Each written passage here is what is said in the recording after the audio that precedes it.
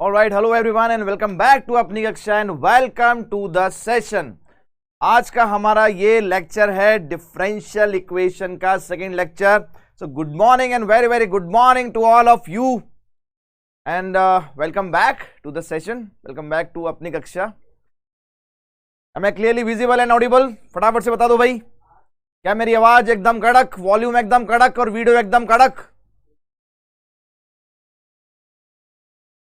सबको, क्या सबको आवाज एकदम प्रॉपर है? And happy new year to all of you also. आज हिंदी वाले हमारा नया साल जो है प्रारंभ हो रहा है, तो एनर्जी उसके हिसाब से आप और बढ़ा सकते हैं अपनी। साल का पहला दिन है, चैप्टर का दूसरा दिन है। स्टार्ट करते हैं ये लेक्चर आज का। थोड़ा सा रीकैप कर लेते हैं, फटाफट से बता दो भाई, वॉल्यूम प्रॉपर आ रही है सबको? ऑल राइट, चलिए चलिए चलिए। Good morning good morning good morning Himanshu, Utkarsh, Nirali, Vaibhav, Gurjeet, Manvi, Arindam, all all all all good morning all of you, good morning. तो लास्ट लेक्चर में नहीं, छुट्टी नहीं है, लास्ट लेक्चर में हमने डिफरेंशियल इक्वेशन स्टार्ट किया था। वहां पर हमने मेनली बात की थी ऑर्डर एंड डिग्री की, क्योंकि 2 मार्क्स का एक क्वेश्चन उसमें से पूछा जा सकता है, बहुत ज्यादा पॉसिबिलिटी है। तो 2 मार्क्स शायद हमने अब पक्के कर लिए हैं। अब बाकी बचे हुए 3 मार्क्स, 5 मार्क्स का ये चैप्टर है, वो आएगा आपके सॉल्यूशन ऑफ डिफरेंशियल इक्वेशन को सॉल्व करने के साथ। ऑलराइट, बिल्कुल पूरे जोश और एनर्जी के साथ शुरुआत करेंगे आज का ये लेक्चर। पुराना लेक्चर, पिछला लेक्चर आपने अच्छे से रिवाइज कर लिया हुआ, आई होप। उसमें जो भी आपको भी चीज सिखाई गई थी वो पूरी आपने अच्छे से पढ़कर आप यहां पर आ रहे हैं, ऐसा मैं मान के चल रहा हूं, ठीक है। लास्ट लेक्चर में लास्ट में हमने वेरिएबल सेपरेबल मेथड भी स्टार्ट किया था, उसको भी आपने रिवाइज किया होगा। तो चलिए शुरू करते हैं आज का ये lecture, differential equation lecture number 2, बिना किसी रुकावट के। तो फटाफट से कमेंट सेक्शन को भर डालो भाई, किसके साथ आप सभी लोग जानते हैं आज से नवरात्र भी स्टार्ट है। तो यस, दैट्स इट, जय माता दी। चलिए स्टार्ट करते हैं आज का लेक्चर, ठीक है। लास्ट में हमने एक क्वेश्चन पर आकर हमारी जो गाड़ी है उस पे जो है ब्रेक हमने मार दिया था, हैंड ब्रेक लगाया और बोला कि यहीं तक रुक करेंगे आज। और होता है ये वाला question, find the general solution of this differential equation. यहां पर हम बात कर रहे हैं, लेकिन आप ये ध्यान से सोच के चलें, अपने दिमाग में ये माइंडसेट आप बिठा लें अपने दिमाग में माइंडसेट बिठा लें कि क्वेश्चन जब आपका आएगा एग्जाम में, तो वहां पर ये बेटा ये हेडिंग नहीं होगी, वहां पर ये हेडिंग नहीं रहेगी कि वेरिएबल सेपरेबल मेथड स्टार्ट करना है भाई, उसी से आपको एक क्वेश्चन सॉल्व करनी है। तो क्वेश्चन देखकर आपको समझ में आना चाहिए। और मैंने आपको बोला था, जब भी आप किसी डिफरेंशियल इक्वेशन को सॉल्व करने जाएंगे, सीक्वेंस में इन मेथड्स को आप लगाएं। जो भी इक्वेशन आपके सामने दिख रही है, सबसे पहले आप वेरिएबल सेपरेबल मेथड की तरफ जाएं। अगर उससे नहीं हो रहा है तो फिर हम आएंगे होमोजीनियस, उससे नहीं हो रहा है तो फिर लीनियर डिफरेंशियल इक्वेशन, राइट, ऐसे ही चलेगा। तो यहां पर मेरे सामने डिफरेंशियल इक्वेशन है, यहां पर तो पता ही हमको वेरिएबल सेपरेबल, यहां पर तो पता ही हमको कि वेरिएबल सेपरेबल मेथड हमें यहां पर लगाना है। तो इस वाले को उधर शिफ्ट कर दूं क्या? तो ये हो जाएगा second square x tan y dx equals minus second square y tan x dy, ठीक है। यहां पर dx उधर लिखा है, dy उधर लिखा है, उससे कोई फर्क नहीं पड़ रहा भाई। अरे किधर भी लिखा हो कोई फर्क नहीं पड़ रहा, अलग अलग करना है हमको, बस इतनी सी बात है। तो यहां पर अब आप देखें, dy के साथ में पूरी y की टर्म होनी चाहिए, नहीं होनी चाहिए ना। तो tan y को ले जा रहा हूं उधर, क्रॉस मल्टीप्लाई कर सकते हैं, बोलो हाँ या ना, सी एस। और tan x को ले आएंगे इधर, तो second square x into D x upon tan x, और इधर minus second square y tan y dy। तो नेकी और पूछ इसके बाद अगला स्टेप क्या होगा मेरा, दोनों तरफ मैं इंटीग्रेट करूंगा इसको, राइट। अब हमें ये चीज अच्छे से पता है हम इंटीग्रेशन करके आ रहे हैं कि यहां पर आप सेक स्क्वायर एक्स, सॉरी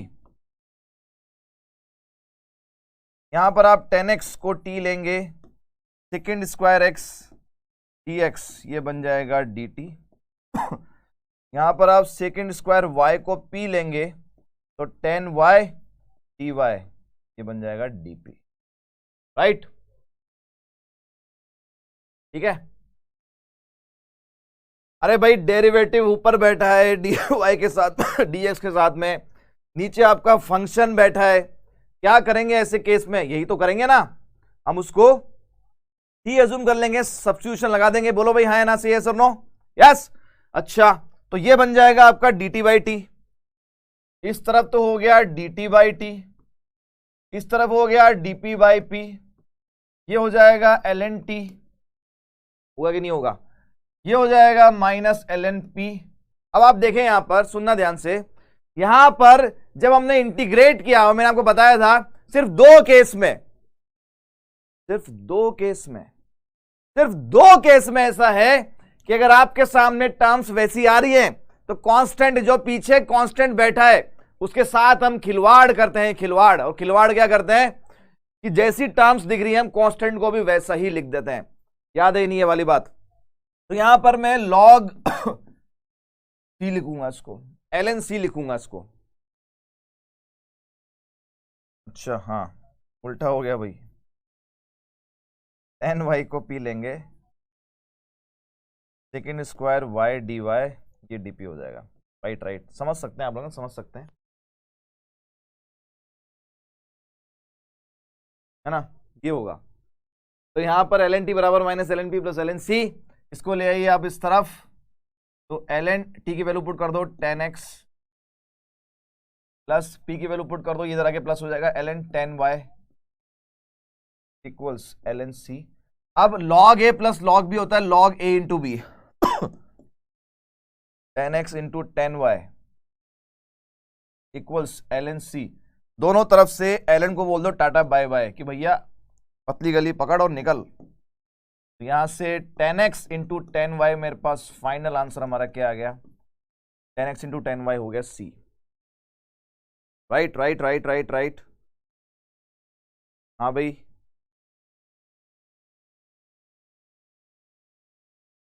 शिक्षा सर, सेकेंड स्क्वायर एक्स को 1 प्लस 10 स्क्वायर लिख के, बेटा अगर क्वेश्चन अगर 2 लाइन का है और अगर आप उसको 2 पेज का ले जाना चाहते हैं तो आप ऐसा कर सकते हैं। यहां पर मुझे साफ साफ दिख रहा है, मैं इतना कॉम्प्लिकेट क्यों बनाऊंगा उसको? नीचे फंक्शन बैठा है, ऊपर उसका डेरिवेटिव बैठा है, ठीक है? तो मैं इसी को टी मानूंगा, ये dt हो जाएगा। उसको अगर आप और ज्यादा कॉम्प्लिकेट बनाना चाहते हैं, उसको आप और ज्यादा कॉम्प्लिकेट बनाना चाहते हैं तो आप कर सकते हैं।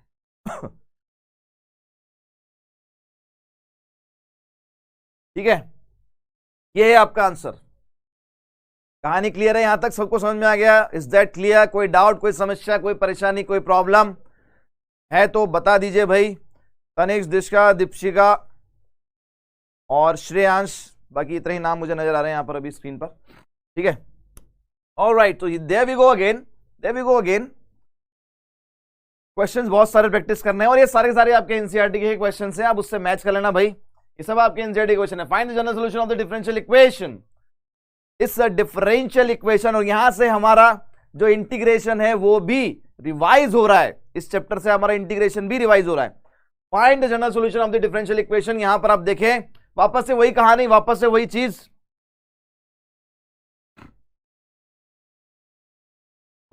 चीज, इसको ले आए उस तरफ। तो e to the power x plus e to the power minus x equals e to the power x minus e to the power minus x, यहां dx है, यहां dy, ठीक है? तो यहां तो सारी की सारी टर्म जो है वो x की ही है, सारी टर्म्स x की ही है, तो dx के साथ में ले लो। तो dy बराबर e to the power x minus e to the power minus x whole divided by e to the power x plus e to the power minus x into dx, और कर देंगे इसको इंटीग्रेट। अब आप देखें यहां पर तो कोई पंगा ही नहीं है। dy का इंटीग्रेशन क्या होता है? dy का इंटीग्रेशन आपका y हो जाएगा। पिछले क्वेश्चन में एक बच्चे को डाउट है, डाउट ये कि सर अगर माइनस इस तरफ लगाते तो क्या होता, अगर हम माइनस इस तरफ लगाते, ये जो माइनस है अगर हम इस तरफ लगा देते तो सर क्या आंसर चेंज होता। अगर आप माइनस इस तरफ लगाते तो आपका आंसर ये आता c tan x tan y बराबर 1। तो इसको हम ऐसे लिखते हैं tan x tan y बराबर 1/c, एक कांस्टेंट बराबर नया कांस्टेंट। अल्टीमेटली तो हम घूम फिर के वहीं पहुंचेंगे। ठीक है, देखें आप, तो यहां पर देखें आपके पास ये फंक्शन है और ये उसका डेरिवेटिव है। तो इस इंटीग्रेशन को सॉल्व करने के लिए मैं यहां पर डिनोमिनेटर को मान लेंगे हम t को डिफरेंशिएट करेंगे तो आपके पास न्यूमिनेटर आ जाएगा, साथ में आ जाएगा dx बराबर हो जाएगा dt। आगे बढ़े क्वेश्चन में, तो there we have dy, integration of dy is y, there we have dt by t integration, तो y equals ln t plus c, तो y इक्वल्स ln t की वैल्यू पुट कर दो भाई। t की वैल्यू क्या है, t की वैल्यू है e की पावर x माइनस e की पावर t की पावर x प्लस e की पावर माइनस x, e की पावर x प्लस e की power minus x plus c, यही है हमारा आंसर। कहानी क्लियर है कि भाई? अरे बोलो ना, अरे बोलो भाई, बोलना तो आपको ही पड़ेगा। बोलो भाई, प्रिया, अरिंदम, उत्कर्ष, श्रेयांश, यहां तक कहानी क्लियर है? चलूं आगे, बढ़ूं आगे? All right, there we go. अब हमारे पास देखिए, हमने देखा था डिफरेंशियल इक्वेशन में दो सॉल्यूशन होते हैं, एक जनरल सॉल्यूशन होता है, एक पर्टिकुलर सॉल्यूशन होता है। जनरल सॉल्यूशन में कांस्टेंट आता है। जितने भी क्वेश्चन हमने देखे उन सभी में आपके पास पीछे कांस्टेंट c आ रहा था, लेकिन अगर c की हम पर्टिकुलर वैल्यू निकाल पाए उसको बोलते हैं हम पर्टिकुलर सॉल्यूशन। तो यहां पर ऐसा ही है, जब आपको क्वेश्चन में x और y की पर्टिकुलर वैल्यूज भी दी जाएगी तो वहां पर आपको पर्टिकुलर सॉल्यूशन पूछा जाएगा। तो देयर वी गो, यहां पर आपसे पूछा जा रहा है particular solution. Find the particular solution of the differential equation dy by dx equals minus 4xy square, that y equals 1 when x equals 0, right? Solve करेंगे भाई, सॉल्व करेंगे, इसको सॉल्व करेंगे भाई, फटाफट फटाफट फटाफट।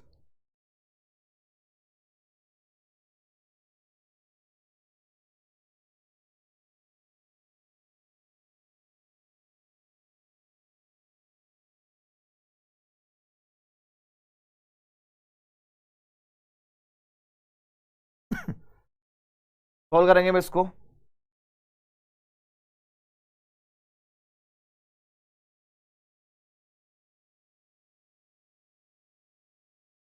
इंटीग्रेट करें, इंटीग्रेशन करने के बाद में ये सब काम आएगा। ये जो वैल्यूज हैं ये इंटीग्रेशन करने के बाद में काम आएगी।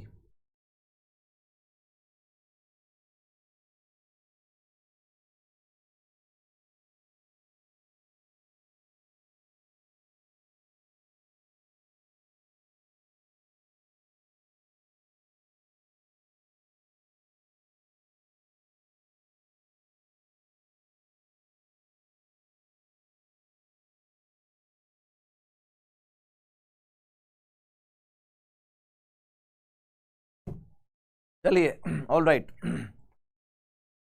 ठीक है। तो इसमें तो बस इंटीग्रेशन की फॉर्म में चेंज करके इंटीग्रेट करना है, बिल्कुल। देखिए हम यहाँ पर dy बाई डी एक्स हमको दे रखा है, क्या दे रखा है भाई, क्या है क्या है क्या है, माइनस 4xy स्क्वायर। क्या मैं y और x को अलग अलग कर सकता हूँ क्या? बिल्कुल कर सकते हैं सर, बिल्कुल बिल्कुल बिल्कुल। एक काम करते हैं, y स्क्वायर को मैं इस तरफ ले आया, ये हो गया dy, ठीक है। -4 को मैंने इस तरफ रखा, x इधर छोड़ा और ये हो गया dx। क्या ऐसे मैं अलग कर सकता हूँ क्या? इसमें कोई डाउट है किसी को? दोनों तरफ इंटीग्रेशन, तो y स्क्वायर हमने इस तरफ क्रॉस मल्टीप्लाई किया, ठीक है। -4 उस तरफ, x और उसका इंटीग्रेशन, 1/y स्क्वायर का इंटीग्रेशन -1/y होता है, बताया हुआ है आपको डायरेक्ट। -4x का इंटीग्रेशन x स्क्वायर बाई 2 होता है, प्लस c आ जाएगा, राइट। तो -1/y इक्वल्स -2x स्क्वायर। क्यों हुआ सर? क्योंकि ये 2 उड़ाएगा ना 4 को, ठीक है। तो यहां तक तो हमने, ये आपका जर्नल सॉल्यूशन है। यहां तक हम पिछले क्वेश्चन पिछले क्वेश्चन में हम यहीं तक करते हुए आ रहे थे। ये हमारा जनरल सॉल्यूशन है, हमें चाहिए लेकिन पर्टिकुलर सॉल्यूशन।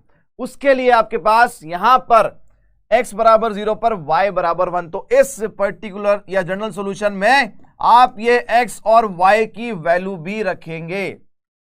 देखिए इसी को लिखने का एक और तरीका होता है, यहां पर तो इन्होंने x और y को सेपरेट दे दिया, लेकिन इसको लिखने का एक और तरीका होता है, x बराबर 0 y बराबर 1, या इसको मैं ऐसे भी लिख सकता हूं y 0 बराबर 1।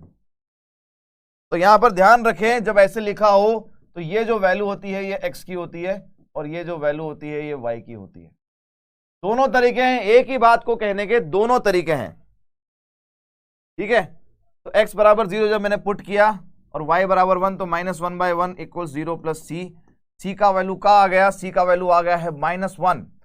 c का वैल्यू हम यहां रख रहा हूं, ठीक है, वापस रखेंगे जो आपके पास आंसर आए, तो -1/y -2x² -1, दो ही तरफ से माइनस जो है फटाक से उड़ेगा, तो हमारे पास 1/y का वैल्यू क्या आ गया, e आ गया 2x² + 1, यहां से हमारे पास y का वैल्यू क्या आएगा 1/2x² + 1। तो यही है हमारा फुल एंड फाइनल आंसर, समझे कि नहीं, y बराबर 2x² + 1, यही है हमारा आंसर, राइट। तो पर्टिकुलर सॉल्यूशन में कांस्टेंट निकालना पड़ेगा। अगर आपने ये यहीं पर छोड़ दिया, आपका क्वेश्चन ये नहीं निकाला, तो भैया मार्क्स कटेगा, मार्क्स कटेगा। बालक ने पूछा कि सर इसको x0 बराबर 1 लिख सकते हैं क्या, इसको आप ऐसे नहीं लिख सकते हमेशा y लिखाई में आता है, y के अंदर जो इनपुट होता है वो x होता है, बताया था ना, x इंडिपेंडेंट वेरिएबल है, x जो गन्ना है मशीन के अंदर जा रहा है, y जो उसका जूस निकल रहा है वो है, ठीक है। तो इंडिपेंडेंट वेरिएबल हमेशा ब्रैकेट में आएगा, डिपेंडेंट वेरिएबल हमेशा बाहर आएगा। ऑल राइट, सो देखिए अगला क्वेश्चन, ये वाला क्वेश्चन तो हमारा शायद हो गया था कल, है ना, अगर आपको याद हो ये क्वेश्चन हमारा हो गया था कल। आगे बढ़ते हैं, नेक्स्ट नेक्स्ट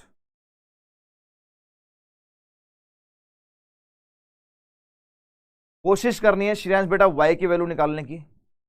1/y की फॉर्म में इसलिए नहीं छोड़ा कि वहां पर y की वैल्यू इजीली निकाल सकते थे, जहां पर डिफिकल्ट होता है कि यहां पर y की वैल्यू निकालना डिफिकल्ट है, वहां पर जैसा है वैसा ही छोड़ दो। लेकिन इस वाले क्वेश्चन में इजी था कि हम y की फॉर्म में आंसर दे सकते हैं, अल्टीमेटली आपका फाइनल आंसर y की वैल्यू ही होती है, लेकिन हर केस में वैसा नहीं कर पाएंगे। जैसे लॉग वाले केस में वो 10x 10y बराबर c हमने लिखा, तो वहां पर y की वैल्यू आप नहीं निकाल सकते। देखिए यहां पर अगला क्वेश्चन देखें, आप इसको ले आइए उस तरफ, तो y log y dx बराबर x dy, ठीक है। तो यहां पर देखें आप सेपरेट कर सकते हैं, ये x तो जाएगा उधर, तो 1/x dx हो गया, और y log y आएगा इधर 1/y log y dy, ठीक है। दोनों तरफ कर दें भाई इंटीग्रेट, दोनों तरफ कर दें इंटीग्रेट, तो ये तो डायरेक्ट फॉर्मूला है, ये तो डायरेक्ट फॉर्मूला है, नहीं, x ब्रैकेट में 1 बराबर 0 लोग के अंदर परिहार, x 1 बराबर 0 बेटा ये नहीं लिख सकते, गलत है वो, हमेशा y की फॉर्म में लिखा जाता है। इस वाले इंटीग्रेशन में आप देखें, पर्टिकुलरली इस वाले में आप log y को t मानेंगे, तो डेरिवेटिव क्या होगा 1/y dy, ये हो जाएगा dt, तो log y को आपने t मान लिया और 1/y dy ये आपका dt हो गया, और उधर तो डायरेक्ट इंटीग्रेशन, ये तो हो गया log x, या ln x भी लिख सकते हैं।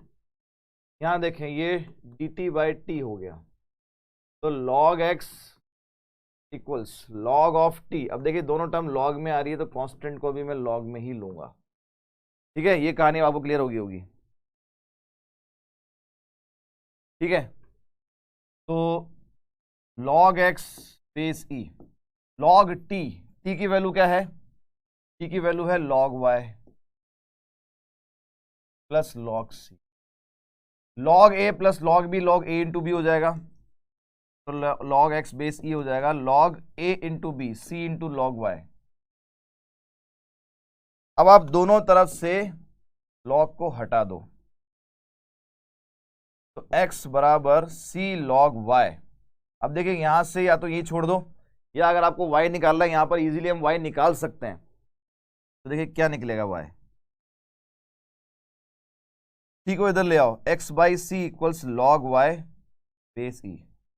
तो हमारे पास क्या है अब, लॉग y बेस ई जो है वो x बाई सी है, एंटी लॉग ले लो, y equals E to the power x by C, ये है मेरा आंसर। तो यहाँ पर हमने फाइनल आंसर जो है वो लॉग की y की सॉरी हाँ y की फॉर्म में हमने निकाल दिया। This is the answer, this is the answer. अब किसी का मेरा x बाई सी आ रहा है, किसी का x इंटू सी भी आ सकता है, क्योंकि इसको आप ऐसे भी लिख सकते हो। कैसे, देखो आप, मेरा आंसर जो आ रहा है वो y इक्वल्स ई की पावर x बाई सी आ रहा है, इसको मैं लिख सकता हूँ ई की power x into one by C. अब इस वन बाई सी को मैं नया कांस्टेंट ले लूँ, कांस्टेंट का रेसिप्रोकल भी तो कांस्टेंट ही होता है, इसको मैंने सी डैश बोल दिया। तो मेरा आंसर फाइनल आंसर क्या आएगा, y की पावर ई की पावर सी डैश x। तो यहां छोड़े या यहां छोड़े एक ही बात है, दोनों एक ही चीज है ना, दोनों एक ही चीज है।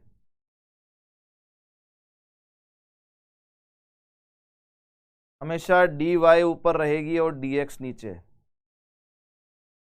ऊपर नीचे का बात ही नहीं बेटा, यहां पर तो हम अलग अलग कर रहे हैं ना, dy एक तरफ है और dx एक तरफ है, ऊपर नीचे वाली यहां पर कोई बात ही नहीं है ऐसी। प्रिया, जिन लोगों का आंसर ई की पावर सी एक्स आया वो भी सही है, ई की पावर एक्स बाई सी आया वो भी सही है। दोनों ही आंसर सही है भाई, दोनों ही आंसर सही है, दोनों में फुल ऑन मार्क्स मिलेंगे, चप्पड़ फाड़ के मार्क्स मिलेंगे, कोई दिक्कत नहीं है। लॉग सी लिखने की कंडीशन क्या है, अरे भाई बताया था आपको यार, लॉग सी लिखने की कंडीशन ये है कि अगर आपके पास आपने इंटीग्रेट किया और बाकी टर्म्स भी लॉग में आ रही है, बाकी टर्म्स भी अगर लॉग में आ रही है तो उसको आप लॉग सी, कांस्टेंट की जगह पर लॉग सी लिख दें। दो सूरतों में बताया मैंने आपको, दो केस में बताया। जब सारी टर्म्स टेन इनवर्स में आ रही है, कांस्टेंट को भी टेन इनवर्स सी लिख दो। जब सारी टर्म्स लॉग में आ रही है तो कांस्टेंट को भी लॉग में लिख दो, ठीक है। किसी भी साइड पर विदुषी सर y वाली साइड लेते हैं या x वाली साइड, मतलब कांस्टेंट को किस साइड लेना है, किसी भी साइड पर कोई दिक्कत नहीं है। देखो फर्क सिर्फ इतना सही आएगा, आप log c को y वाली साइड लगा रहे हो या x वाली साइड। इस क्वेश्चन में हमने इंटीग्रेशन दोनों तरफ लिया, मैंने log c इस तरफ लिखा है, आप चाहते तो इस तरफ भी लिख सकते थे। अगर इस तरफ लिखते तो फर्क क्या होता, आपका डायरेक्ट आंसर यही आ जाता। उस तरफ लिखा है इसलिए ई की पावर एक्स बाई सी आ रहा है, लेकिन इसमें आपके मार्क्स नहीं कटेंगे, इसमें आपके मार्क्स नहीं कटेंगे।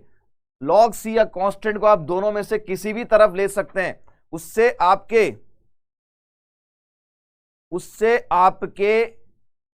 आंसर पे बहुत ही माइन्यूट सा डिफरेंस आएगा, मार्क्स नहीं कटेंगे भाई, मार्क्स नहीं कटेंगे उससे। विदुषी मैं आपके सवाल का जवाब दे रहा हूं। देखिए हमने पहले वेरिएबल को सेपरेट किया है ना, यहां पर तो डायरेक्ट इंडिकेशन है log x। कौन पूछ रहा था, राम धामदर ऐसा कुछ नाम है। यहां पर मैंने ये, अब ये इंटीग्रेशन का पार्ट है, अब ये कैसे हुआ ये मत पूछना भाई, इंटीग्रेशन कर लिया हमने इतना सारा। log y का डेरिवेटिव 1/y मुझे यहां दिख रहा है, तो log y को मैंने t लिया, 1/y dy, 1/y dy के साथ मिलकर dt हो गया, तो ये 1 और इसको t माना तो 1/t और ये मिला के dt। इसका इंटीग्रेशन भी लॉग में आ रहा है, इधर वाला भी लॉग में आ रहा है, इसलिए मैंने कांस्टेंट को लॉग में लिया। अब कांस्टेंट log c मैंने इस तरफ लिखा, ये आप इस तरफ भी लिख सकते थे। अगर इस तरफ लिखते तो आंसर में सिर्फ इतना चेंज आता कि यहां पर आंसर e की पावर cx हो जाता, e की पावर cx हो जाता, सिर्फ इतना सा फर्क आता। दोनों ही केस में आंसर सही है भाई, ये भी बोलेंगे तो फुल ऑन मार्क्स मिलेंगे आपको। इस तरफ हमने टी की वैल्यू पुट की, लॉग की प्रॉपर्टी यूज की है, उसके बाद इंटी लॉग लेके हमने y निकाल दिया, ये हमारा आंसर आ गया। चलिए बढ़े आगे, फटाफट से आ जाइए। नेक्स्ट अगला भाई, अगला सवाल, separate the variable and integrate. Variable को सेपरेट करें और इंटीग्रेट कर डालो भी, कर डालो। ई की power X 10y 1 minus E की पावर एक्स स्क्वायर dy, इस टर्म को उधर ले जाओ, इस टर्म को उधर शिफ्ट कर दें।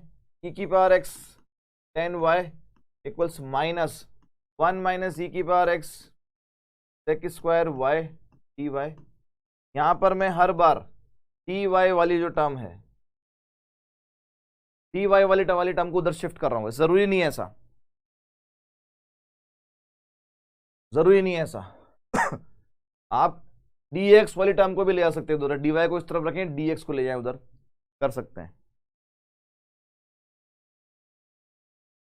मानव इज आस्किंग कि x की टर्म में आंसर छोड़ दें। बेटा छोड़ सकते हो, लेकिन जिस क्वेश्चन में आप इजीली y की वैल्यू अगर निकाल पा रहे हैं तो क्यों छोड़ना है? y की वैल्यू में फाइनल आंसर दो ना। पिछले क्वेश्चन में बहुत आसानी से हो रहा था तो क्यों छोड़ना है x की फॉर्म में? अगर बहुत इजी नहीं आसानी से हो रहा है तो मार्क्स कट भी सकते हैं, लेकिन बहुत डिफिकल्ट है कि y और x में बहुत मिक्स वाला एक्सप्रेशन है, y अलग नहीं कर सकता, तो वहां जरूरत नहीं है। फिर शायद इस क्वेश्चन में ऐसा हो। अब देखें यहां पर मुझे वेरिएबल को सेपरेट करना है, यहां पर dx में भूल गया, यहां पर हो जाएगा dx बराबर माइनस ऑफ दिस, तो e की पावर x इधर रहेगा, 1 माइनस e की पावर x इधर आ जाएगा। अब चाहे तो अब माइनस को भी इधर ले लें, माइनस क्यों लिया भी बता रहा हूं। उस तरफ देखें सेक स्क्वायर y, नीचे 10y dy। ये माइनस मैंने इस तरफ लिया है क्योंकि ये माइनस में यहां मल्टीप्लाई कर दूंगा तो इसका डेरिवेटिव एग्जैक्टली यही हो जाएगा। ये हो जाएगा e की power x minus 1 dx equals second square y 10y dy।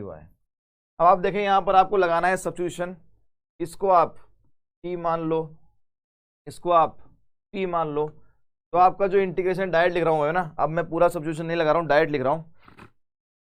तो यहां पर देखें आप ये हो जाएगा ln e की power x minus 1 dt by T बनेगा, ये dp बाई p बनेगा इक्वल्स ln 10y। वापस से देखें, वापस वही कहानी रिपीट हो रही है, फिर से वही कहानी रिपीट हो रही है।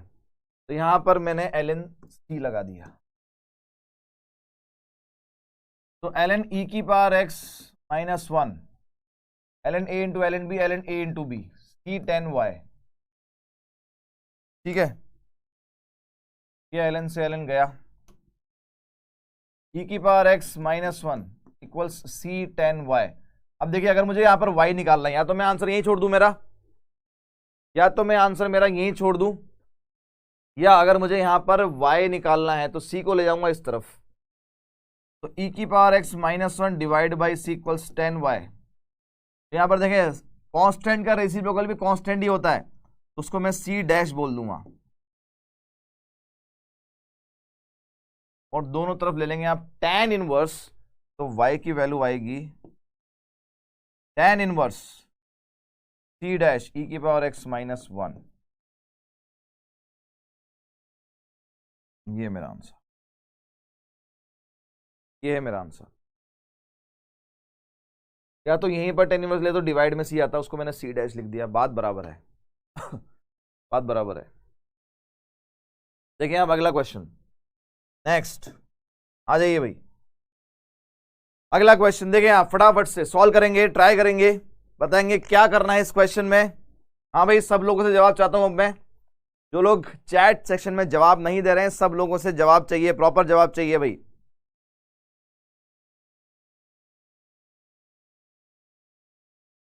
एग्जाम में मैं बताने नहीं आऊंगा, एग्जाम में तो आपको खुद ही करना पड़ेगा, एग्जाम में तो आपको खुद ही करना पड़ेगा। सेकेंड लास्ट स्टेप, 1 बाई सी तो कांस्टेंट था, 1 बाई सी को मैंने सी डैश लिख दिया, कांस्टेंट का रेसिप्रोकल नया कांस्टेंट, 2 का रेसिप्रोकल 1 बाई 2 होता है, नया कांस्टेंट, तो सी डैश लिख दिया बस उसको। आप चाहे तो 1 बाई सी छोड़ सकते थे, यहीं पर डायरेक्ट tan इनवर्स ले लो, ये भी आंसर बिल्कुल सही है।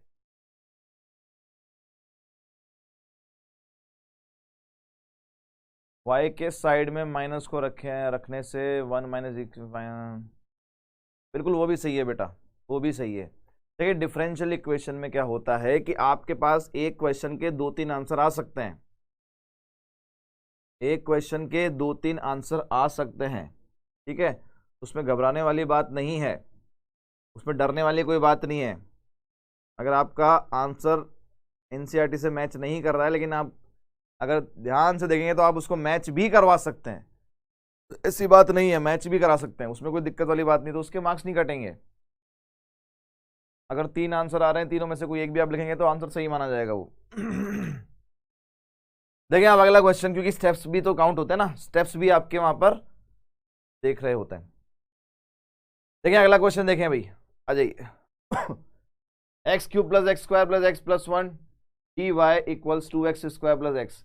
तो यहाँ पर तो पूरा एक्सप्रेशन एक्स में ही है, इसको इसके डिवाइड में ले जाऊं, 2x स्क्वायर आइला, इतना बड़ा कैसे हो गया इसका पॉइंट,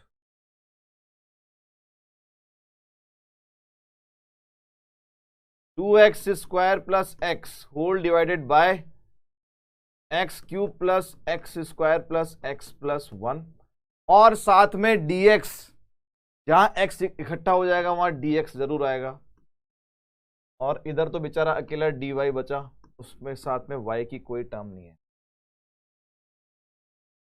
ठीक है, ऑलराइट, ठीक है। पिछले क्वेश्चन में प्रिया के बहुत सारे डाउट, बेटा इसको शिफ्ट करेंगे तो माइनस आएगा, ये माइनस वहां से आया, ये माइनस मैंने उधर पहुंचा दिया। लॉग कहां से आया, डी टी बाई टी का इंटीग्रेशन लॉग होता है, डी टी बाई पी का इंटीग्रेशन लॉग में आता है, इसलिए ये लॉग आया। इंटीग्रेशन थोड़ा सा दोबारा रिवाइज करो, उसमें शायद आपकी दिक्कत है। बिल्कुल यहां पर शायद हमें पार्शियल फ्रैक्शन ही लगाना पड़ेगा। सबसे पहले आप देखें क्या डिनोमिनेटर के हमारे पास फैक्टर्स बन रहे हैं क्या, तो 2x स्क्वायर प्लस एक्स, बिल्कुल अगर आप इसको फैक्टराइज करेंगे, यहाँ देखें एक्स स्क्वायर कॉमन आ रहा है इन दोनों में, ब्रैकेट में एक्स प्लस 1 बचेगा, यहाँ पर एक्स प्लस 1 ऑलरेडी लिखा हुआ है, dx, एक्स प्लस 1 अगर मैं कॉमन ले लूं तो एक्स प्लस 1 बाहर और एक्स स्क्वायर प्लस 1 अलग, तो ये हो जाएगा x कॉमन आ जाएगा 2x प्लस 1, ऊपर भी मैंने फैक्टर्स बना दिए, वैसे ऊपर की जरूरत नहीं है,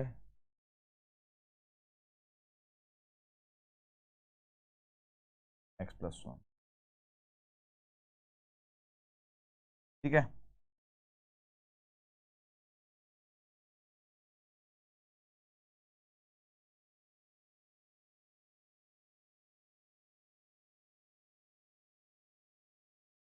ठीक है, बिल्कुल।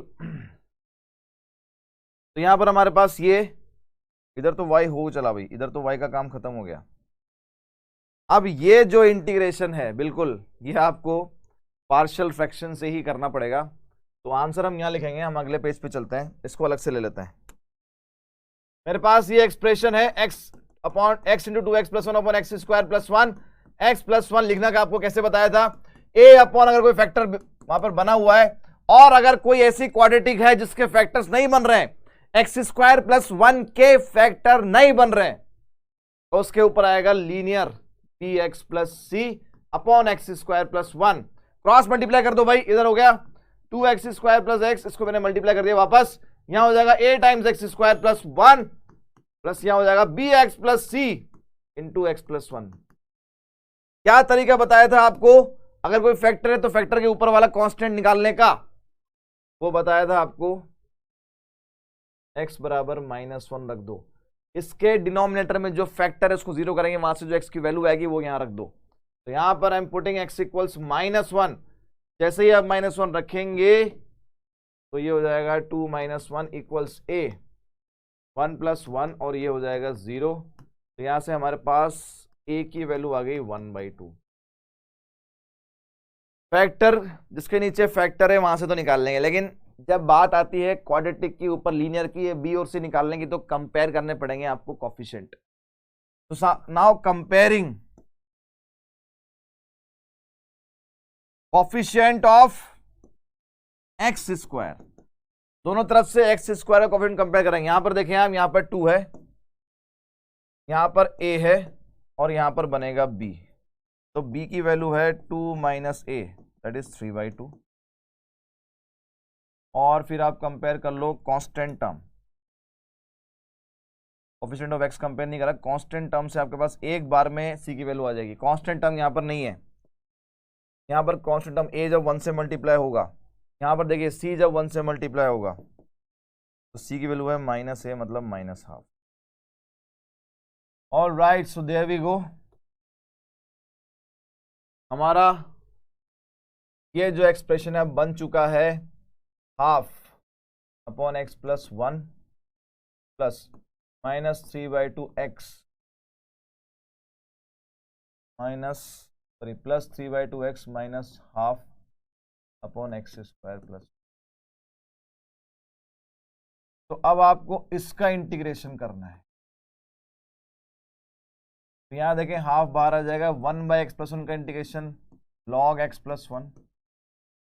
यहां पे क्या करेंगे, 3/2 बाहर आएगा, x/x² प्लस 1 का इंटीग्रेशन माइनस हाफ के डिवाइड में 1/x² प्लस 1 का इंटीग्रेशन। तो ये तो हो गया हाफ log ऑफ x+1। यहां देखिए आप इसको t मानेंगे,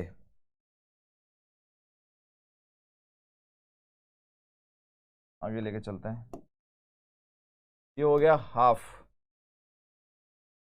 log ऑफ x+1, यहां पर है 3/2 x/x² प्लस 1 dx और इधर है -12 1/x² प्लस 1 dx। ठीक है, तो यहां पर क्या करूंगा मैं, x² प्लस 1 को t मानूंगा, उसका डेरिवेटिव ऊपर बैठा है, x² प्लस 1 को आपने t मान लिया, 2x dx हो गया dt या x dx हो गया हाफ dt। ठीक है, तो ये वैल्यू यहां पुट कर दो भाई, हाफ log ऑफ x+1, यहाँ पर 3/2 पहले से था, हाफ और आ जाएगा, ये dt/t हो जाएगा -12। ये डायरेक्ट फॉर्मूला है किसका, tan इनवर्स x का।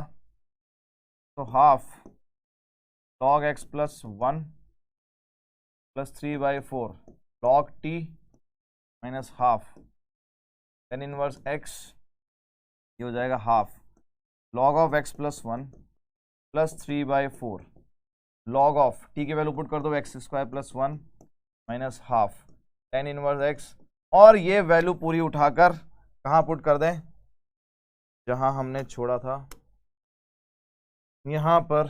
तो y will be equal to half log of x+1, बड़ी मेहनत से ये वैल्यू भाई निकाली है, log of x² plus 1 -12 tan inverse x plus. ये आपका जनरल सॉल्यूशन आ गया। ठीक है, पार्शियल फ्रैक्शन का था तो भैया लंबा तो जाना ही था, पार्शियल फ्रैक्शन था तो लेंदी तो जाना ही था, लेकिन यहां पर आपको पर्टिकुलर सॉल्यूशन निकालने को बोला। तो अभी कहानी खत्म नहीं हुई है, अब आपको बोला गया पर्टिकुलर सॉल्यूशन निकालने को। y1 है और x0 है, नाउ पुटिंग x0 y1, तो 1 इक्वल्स, ये देखिए हो जाएगा हाफ log 1 प्लस 3/4, ये भी हो जाएगा log 1 -12 tan inverse 0 plus c। log 1 की वैल्यू 0 होती है तो ये भी 0, ये भी 0, tan इनवर्स 0 भी 0 होता है। c की वैल्यू आ गई 1, यहाँ से c की वैल्यू आ गई 1। आपका फाइनल आंसर क्या है भाई, y इक्वल्स बस c की वैल्यू 1 पुट कर दो, half log x+1 plus 3/4 log x² plus 1 -12 tan inverse x plus 1। ये आपका फाइनल आंसर। बिल्कुल ये क्वेश्चन आएगा आपके 100 मार्क्स का, या तो एक क्वेश्चन कर लो या बाकी सारे क्वेश्चन कर लो। ठीक है, तो ऐसा ये क्वेश्चन रहेगा, लेकिन अभी तो आपके 4 मार्क्स से ज्यादा का क्वेश्चन अभी आना ही नहीं है, तो आई होप कि इतने लेंदी क्वेश्चन जो है नहीं आएंगे। बहरहाल क्वेश्चन में जो कॉन्सेप्ट लगा वो दोबारा मैं समझा देता हूं, बिल्कुल एक बालक ने बोला है। हमने पहले वेरिएबल को सेपरेट किया, इस क्यूबिक को इसके डिवाइड में ले गए, dy यहां अकेला छोड़ गया, dx चला गया उधर, दोनों तरफ इंटीग्रेशन लगाना था, लगाया। तो इस तरफ y का dy का इंटीग्रेशन तो y हो गया, लेकिन इस तरफ देखें यहां पर लगेगा पार्शियल फ्रैक्शन, और कोई रास्ता नहीं बचा था हमारे पास, तो मजबूरी में हम गए पार्शियल फ्रैक्शन की तरफ। डिनोमिनेटर के फैक्टराइजेशन किया हमने, एक फैक्टर बना और एक क्वाड्रेटिक भी, इसके फैक्टर नहीं बन सकते थे, तो a अपॉन द फैक्टर, और क्वाड्रेटिक के लिए ऊपर आएगा लीनियर, राइट। अच्छा, क्रॉस मल्टीप्लाई कर दिया इस पूरे को उस तरफ। इसके बाद आपको बताया था मैंने कि अगर फैक्टर वाली टर्म है तो वो फैक्टर जिस नंबर पे 0 होगा उसको पुट करने पर उसके ऊपर वाले कांस्टेंट की वैल्यू आ जाएगी। तो हमने x बराबर -1 जैसे पुट किया, a की वैल्यू आ गई, लेकिन b और c के लिए आपको कंपेयर करना पड़ेगा। तो b और c के लिए हमने कंपेयर किया इस इक्वेशन में दोनों तरफ कोफिशिएंट्स को। पहले coefficient of x square compare किया, कोफिशिएंट ऑफ एक्स स्क्वायर यहाँ पर 2 है, यहाँ पर a बनेगा, यहाँ पर bx जब x से मल्टीप्लाई होगा तो b बनेगा, तो 2 बराबर a प्लस b, a को उधर ले गए तो b की वैल्यू आ गई 2 माइनस a, 2 में से a को माइनस किया तो 3/2। फिर हमने कांस्टेंट को कंपेयर किया, कांस्टेंट यहाँ पर है ही नहीं तो 0, यहाँ पर a जब 1 से मल्टीप्लाई होगा तो a बनेगा, यहाँ पर जब c 1 से मल्टीप्लाई होगा तो c बनेगा प्लस में, तो यहाँ से इसको ले जाऊंगा उधर, c की वैल्यू आ गई -a -12। ये दोनों वैल्यू उठाकर हमने यहाँ रख दी है और a की वैल्यू यहाँ रख दी। तो इसका इंटीग्रेशन अब आपको करना है, तो half 1 upon x plus 1, b की वैल्यू है 3/2 प्लस में और c की वैल्यू है -12। यहाँ पर मैंने सेपरेट डिवाइड कर दिया, दोनों से अलग अलग, ये तो आपका इंटीग्रेशन हो ही जाएगा, हाफ बार आएगा 1/x+1 का log x+1। यहाँ देखें 3/2 अलग, x upon X square plus 1 minus half, ये भी आपका डायरेक्ट फॉर्मूला बन गया, पंगा सिर्फ इसका था। फिर हम आगे और चले, तो आगे हमने इसका इंटीग्रेशन कर दिया, इसका भी डायरेक्ट हो जाएगा। यहां पर हमने 3/2 x upon X square plus 1, x square plus 1 को t लिया, उसका डेरिवेटिव 2x dx होता है तो x dx हाफ dt आ गया, तो हाफ बार आ जाएगा, यहाँ dt हो जाएगा और ये 1/t हो जाएगा, तो dt/t हाफ हो गया। 3/4 log t, t की वैल्यू पुट कर दी, ये उठाकर हमने वापस रख दिया कहां पर, जहां से हम चले थे यहां पर, और उसके बाद हमने कांस्टेंट भी निकाला है। ठीक है, थोड़ा सा लंबा क्वेश्चन, आगे आ जाओ भाई। Next is what, next is this, cos of dy by dx equals y equals a, sorry, इस डिफरेंशियल इक्वेशन को सॉल्व करना। तो देखिए हम cos a को उधर ले जाएंगे तो dy by dx की वैल्यू आ गई cos इनवर्स a। अब इस पर्टिकुलर डिफरेंशियल इक्वेशन में ना तो x की टर्म है ना y की टर्म है, यहां पर तो कांस्टेंट है भाई, कैसे भी खेल लो। तो dx को ले गया मैं इस तरफ, dy बराबर cos inverse a dx, cos inverse A तो कांस्टेंट है, बाहर ही रहेगा, दोनों तरफ इंटीग्रेट कर दो। ठीक है, तो ये हो जाएगा y equals cos inverse a dx का इंटीग्रेशन x और ये प्लस c। अब आपके पास इस जनरल सॉल्यूशन को पर्टिकुलर सॉल्यूशन बनाने के लिए वैल्यू दे रखी है x बराबर 0 पर y बराबर 1, तो x बराबर 0 y बराबर 1 पुट करेंगे, 1 equals cos inverse a 0 plus c, c बराबर आ गया 1, तो आपके पास y की फाइनल वैल्यू क्या आएगी, y बराबर x times cos inverse a plus 1, ये आपके पास y की वैल्यू और यही हो जाएगा आपका फाइनल आंसर।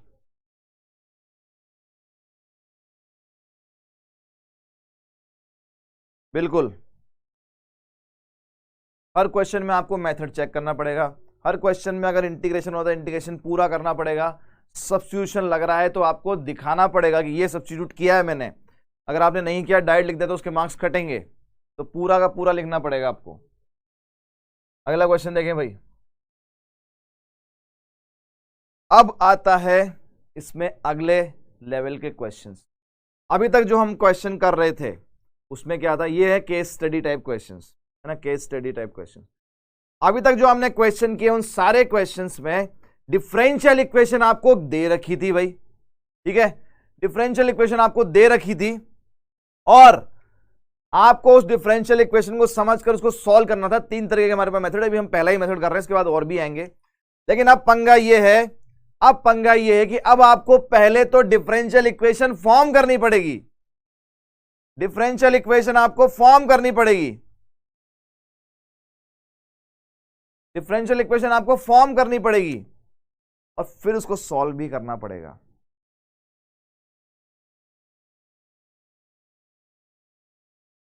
ठीक है,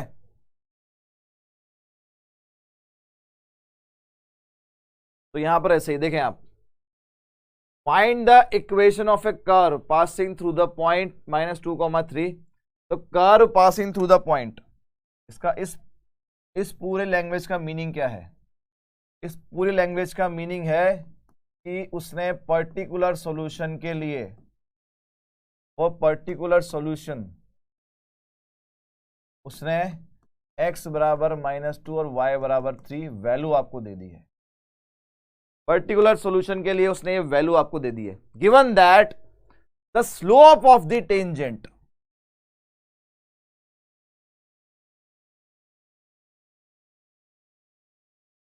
slope of the tangent at any point is this. देखिए आपके सामने कोई भी कर्व है, मुझे पता नहीं कौन से कर्व की यहां पर बात हो रही है, सर्कल, पैराबोला, हाइपरबोला, इलिप्स, कुछ भी हो सकता है। तो लेट y बराबर fx, हमने मान लिया कि ये वो कर्व है, be the curve.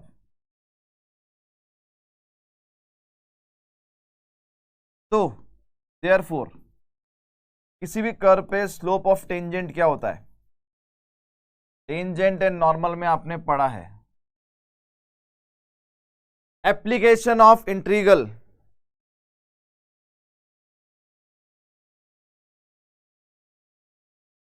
Application of application of derivatives, जो आपके टर्म 1 में चैप्टर था, वहां पर आपने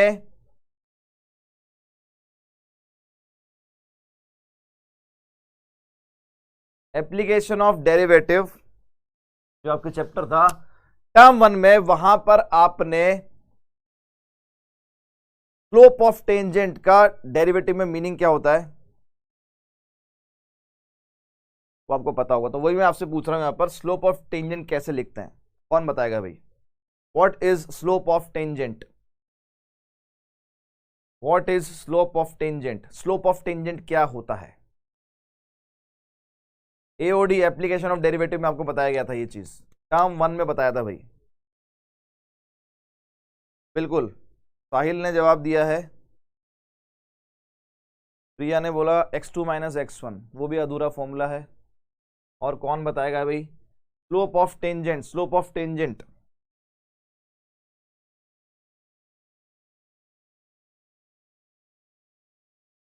स्लोप ऑफ टेंजेंट,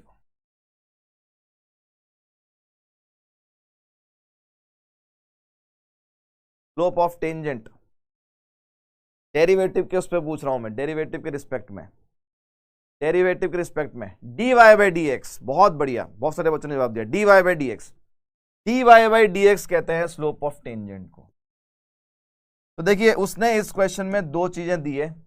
पहली चीज के एक कर्व है जो किसी पॉइंट से पास कर रहा है, पॉइंट का मतलब उसने एक्स और वाई की वैल्यू दे दी आपको। तो अगर आपको पर्टिकुलर सोल्यूशन, और ये यहां पर उसने इनडायरेक्टली बोल दिया कि पर्टिकुलर सोल्यूशन चाहिए भाई, तो मुझे सी की फॉर्म में आंसर नहीं चाहिए, ठीक है।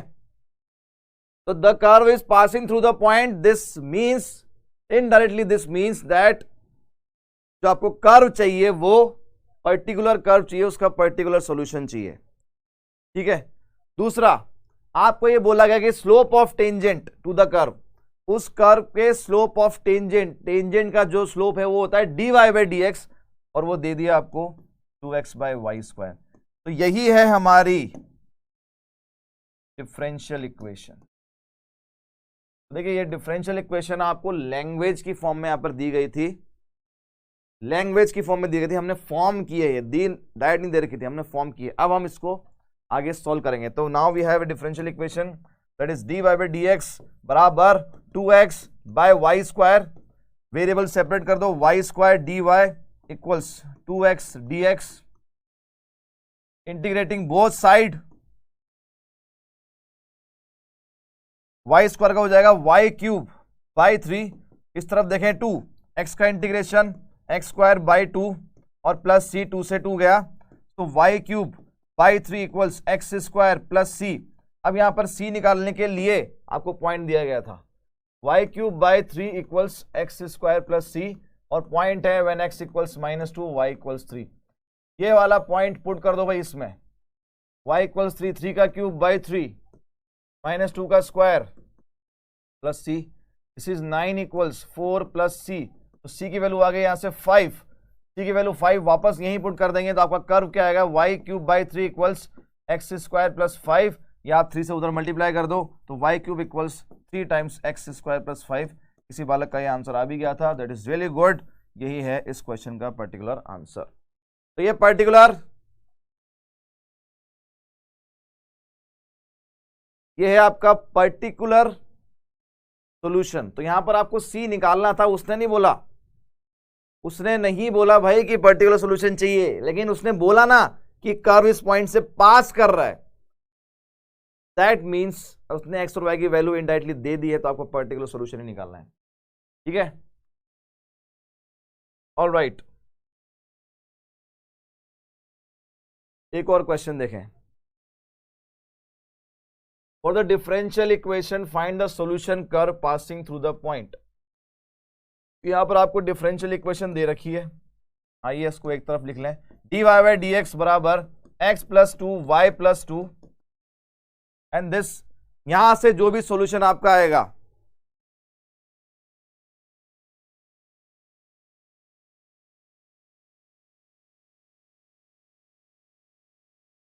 क्यूब रूट लगाने की जरूरत नहीं है, लगा भी सकते हैं बिल्कुल हर्ष। पिछले क्वेश्चन में आप चाहें तो क्यूब रूट लगा दें, कोई दिक्कत नहीं है। अंशुक बेटा क्वेश्चन और भी हैं वर्ड वाले, तो और उससे क्लियर हो जाएगा। यहां पर आपको डिफरेंशियल इक्वेशन दे रखी है, एक्स वाई भी है साथ में। यहां से जो सॉल्यूशन हमें मिलेगा, वो जो सॉल्यूशन है वो एक कर्व होगा, और वो कर्व इस पॉइंट से पास कर रहा है। तो अगेन आपको x और y की वैल्यू दे दी गई है, तो again he is asking about the particular solution. ठीक है, पर्टिकुलर सॉल्यूशन के बारे में बात कर रहा है, तो इसको सेपरेट करें आप। y यहीं रहेगा, dy यहीं रहेगा, और y प्लस 2 इसके डिवाइड में आ जाएगा। इधर x प्लस 2 यहीं रहेगा, x आ जाएगा डिवाइड में dx। अच्छा ठीक है, ऑल राइट। चलिए देखें उस तरफ क्या करेंगे, y में ऊपर न्यूमिनेटर में +2 और -2 कर देता हूं, और y प्लस 2 और ये dy।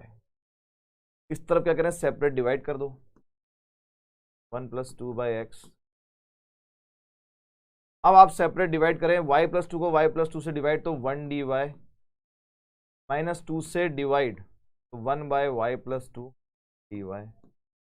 यहां देखें 1 का अलग इंटीग्रेशन +2, 1 बाय एक्स का अलग इंटीग्रेशन।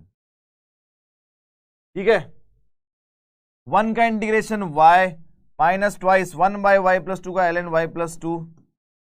यहां पर इसका integration x plus 2 1 by x का ln x प्लस c।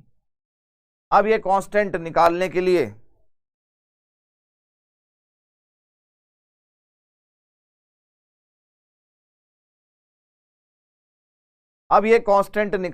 लिए आपको ये दे रखा, x बराबर 1 और y बराबर -1 रख रहा हूं इसमें भाई, रख दूं -1 -2 ln 1 1 2 ln 1 plus c। ln 1 की वैल्यू हमेशा 0 होती है, ये उड़ गया, ये उड़ गया, यहां से c कितना आएगा भाई -2, c -2 आएगा, c वापस रख देंगे और यही मेरा आंसर होगा।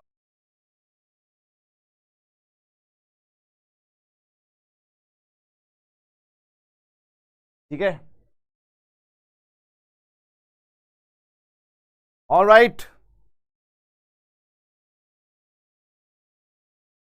ठीक है, अगला क्वेश्चन मेरे ख्याल से अब तो कर ही लेंगे, अब तो बच्चों वाला खेल हो गया। y इधर आएगा तो d1 by Y D y, इस तरफ हो जाएगा e की power x dx, 1 by y का ln y, e की पावर x का e की पावर x प्लस c। इसमें वैल्यू पुट करो, x0 y की जगह पर e पुट कर दिया, x की जगह पर 0 पुट कर दिया, प्लस c। ln e होता है 1, e की पावर 0 भी होता है 1 प्लस c, c की वैल्यू आ गई है 0। तो आपका जो कर्व है वो हो गया है अब ln y इक्वल्स e की पावर x। अगर मैं इसका एंटीलॉग लेता हूँ तो इधर जो भी लिखा है, एंटीलॉग का मतलब है ln y जो है ये log y बेस e की पावर x है, एंटी लॉग लूंगा तो ई इस तरफ आएगा, तो ई की पावर में ई की पावर एक्स आ जाएगा और ये वाई। यही है मेरे इस क्वेश्चन का आंसर।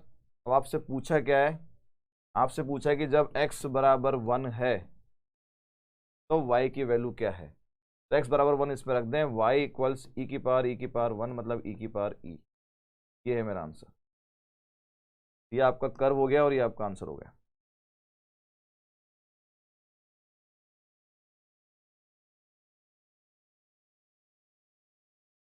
क्या हुआ भैया, क्या गलत हो गया? पिछले क्वेश्चन में कौन कुछ गलती है का?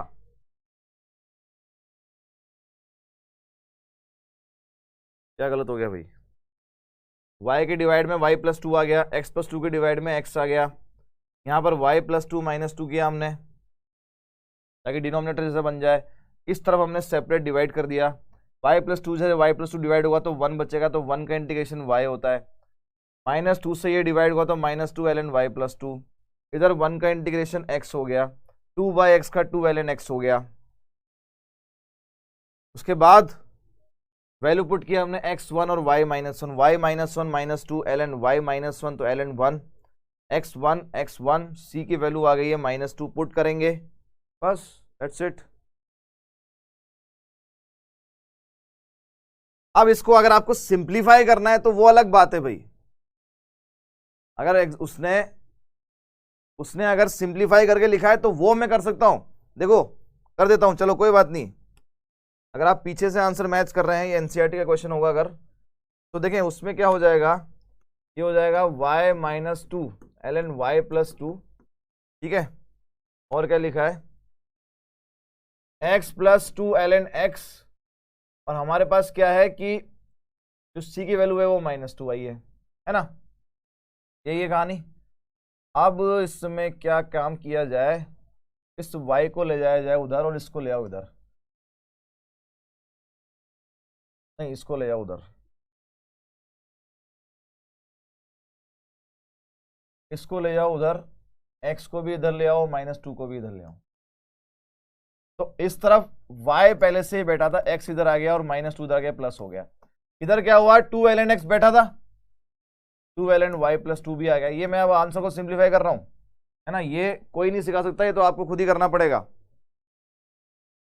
है ना, ये खुद ही करना पड़ेगा।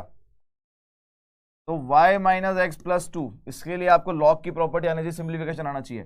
2 कॉमन आ गया, ln x minus ln y plus 2, तो y minus x plus 2 twice ln a minus ln b, ln a by b। तो ये 2 भी क्या करें आप, इसके डिवाइड में ले जाओ। अब आप एंटी लॉग ले लें, ये लॉग बेस ई, इस तरफ आएगा तो ये पूरा ई की पावर में x बाय वाई प्लस 2। अब चाहे तो y प्लस 2 को भी इधर मल्टीप्लाई कर दो, है ना, y प्लस 2 ई की power y minus x plus 2 by 2 plus x. तो कुछ कुछ ऐसा दिखेगा क्वेश्चन सिंप्लीफाई होने के बाद में। तो दैट डिपेंड्स ऑन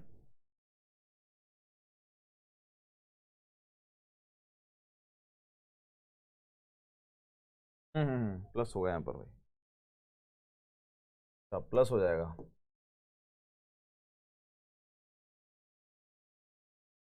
तो ये एक्स वाई प्लस 2, फिर तो बात ही खत्म हो गई, फिर तो आपका आंसर यही आ गया। यही है भाई आंसर, यही है आपका आंसर।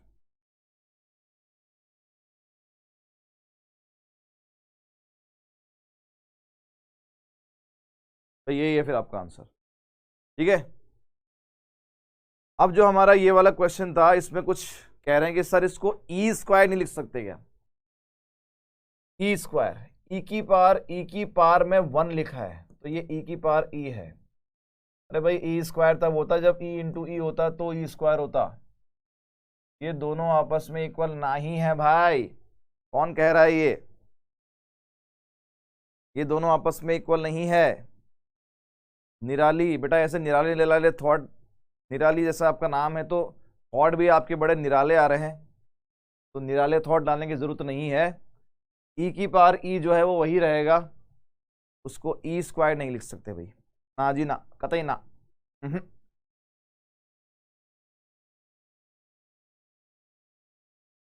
सिंप्लीफाई करना कोई जरूरी नहीं है, लेकिन मैंने अब ये शायद मैं 10वीं बार बोल रहा हूं ये चीज कि अगर आप आसानी से y की वैल्यू निकाल सकते हैं तो सिंप्लीफाई कर दें उसको। अगर बहुत डिफिकल्ट हो रहा है, वहां पर कॉम्प्लिकेटेड सा एक्सप्रेशन आ रहा है, तो वहां आप उसको वहीं छोड़ सकते हैं, फिर वो भी मार्क्स नहीं कटेगा उस चीज के। देखें अगला क्वेश्चन, आपके एनसीईआरटी का एग्जाम्पल है ये। एनसीईआरटी का ही एग्जाम्पल मैं बता देता हूं कौन सा एग्जाम्पल है।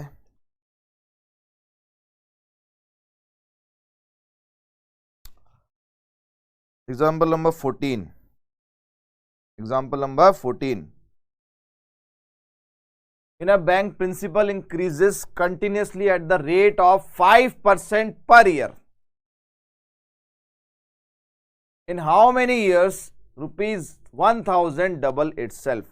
कितने सालों में 1000 रुपीज जो है वो डबल हो जाएंगे भाई, ये आपसे पूछा जा रहा है।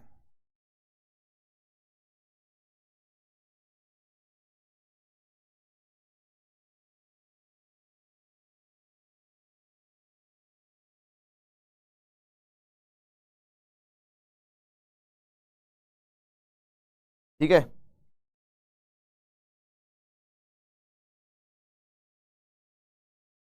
देखो यहां बोला गया है कि एक बैंक है, अब उस बैंक में आपने खाते में जो भी जमा कराया उसका 5% ब्याज मिल रहा है आपको। बहुत ज्यादा है भाई, बहुत ज्यादा, 5% आपको ब्याज मिल रहा है। तो इसका मतलब क्या है, इस लाइन का मीनिंग आपको समझना पड़ेगा। ये rate of interest 5% per year is rate of interest. ठीक है, रेट ऑफ इंटरेस्ट आपको 5% दे रखी है। तो रेट ऑफ इंटरेस्ट को लिखते कैसे हैं, रेट ऑफ इंटरेस्ट देखो 5% पर ईयर, तो ये है डीपी बाय डीटी। पी यहां पर क्या है, पी है हमारा प्रिंसिपल अमाउंट, जो अमाउंट हमने जमा कराया है वो प्रिंसिपल अमाउंट, उसको पी से डिनोट कर रहे हैं। तो डीपी बाय डीटी, डीटी इसलिए लिखा है क्योंकि पर ईयर टाइम के हिसाब से चेंज हो रहा है, टाइम के हिसाब से चेंज हो रहा है, तो पर ईयर है। तो डीपी बाय डीटी ये आपको दे रखा है 5%, परसेंट को हम चेंज करते हैं तो 5/100, किसका 5%, प्रिंसिपल अमाउंट का। तो ये जो लैंग्वेज आपके सामने लिखी थी वो एक्चुअल में ये थी। रेट ऑफ इंटरेस्ट का मतलब होता है DP by DT, principal amount का change in principal amount with respect to the time, यही है ना। जैसे dy बाई dx क्या होता है, change in y with respect to x, वैसे ही dp बाई dt क्या होगा, change in the principal amount with respect to time. और वो आपको दे रखा है 5% per year of what, of that principal amount. देखिए ये आपके पास dp बाई dt जो है ये p/20 हो गया। अब इसको सेपरेट कर दो, तो dp बाई p इधर 20 dt इंटीग्रेशन, इसका हो जाएगा log p, इधर हो जाएगा 20t प्लस c। इसको आप anti log p equals e to the power 20t plus c, इसको लिख सकते हैं आप e की पावर 20t इंटू e की पावर c। पावर को हमने ब्रेक कर लिया। अब देखिए ये एक नया कांस्टेंट है, इसको आप चाहो तो c डैश बोल दो, तो अल्टीमेटली प्रिंसिपल अमाउंट आ जाएगा e की पावर 20t c डैश। अब ये c डैश हमें निकालना है, उसके लिए दे रखा है कि हमने क्या करा था, हमने इनिशियली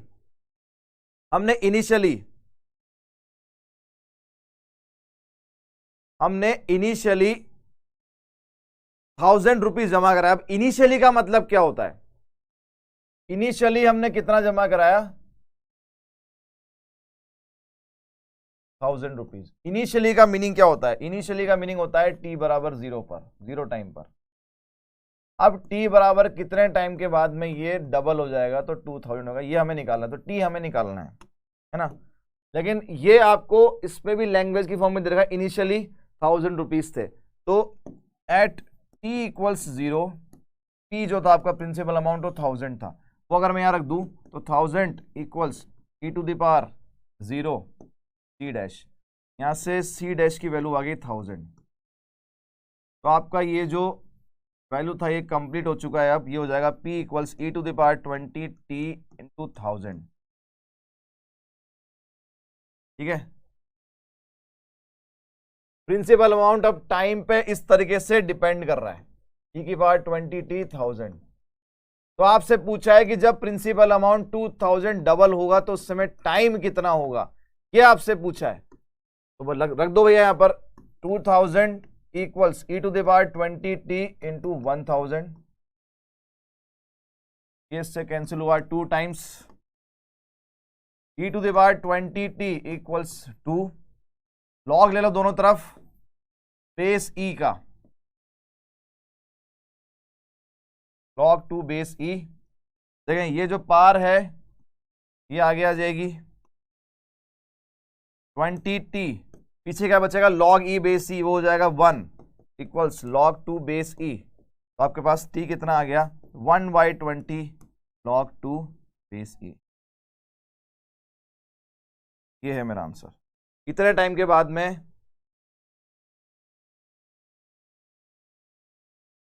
कुछ गड़बड़ हो गया क्या? अच्छा, ओके, गड़बड़ हुआ।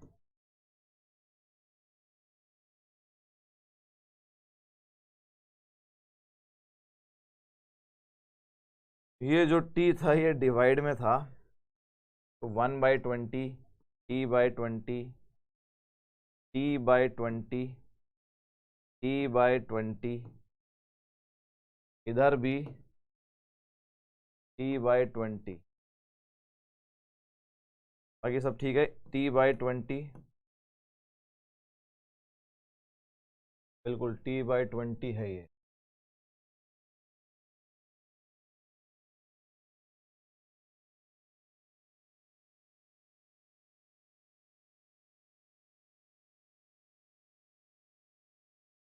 t/20 t/20 t/20 t/20, ये आगे आएगी पावर t/21 20। ठीक है, t/20 बिल्कुल भाई 20 डिनोमिनेटर में ही है। कौन कह रहा है? देखो ना, अरे ध्यान से देखो यार, 1/20 तो लिखा है।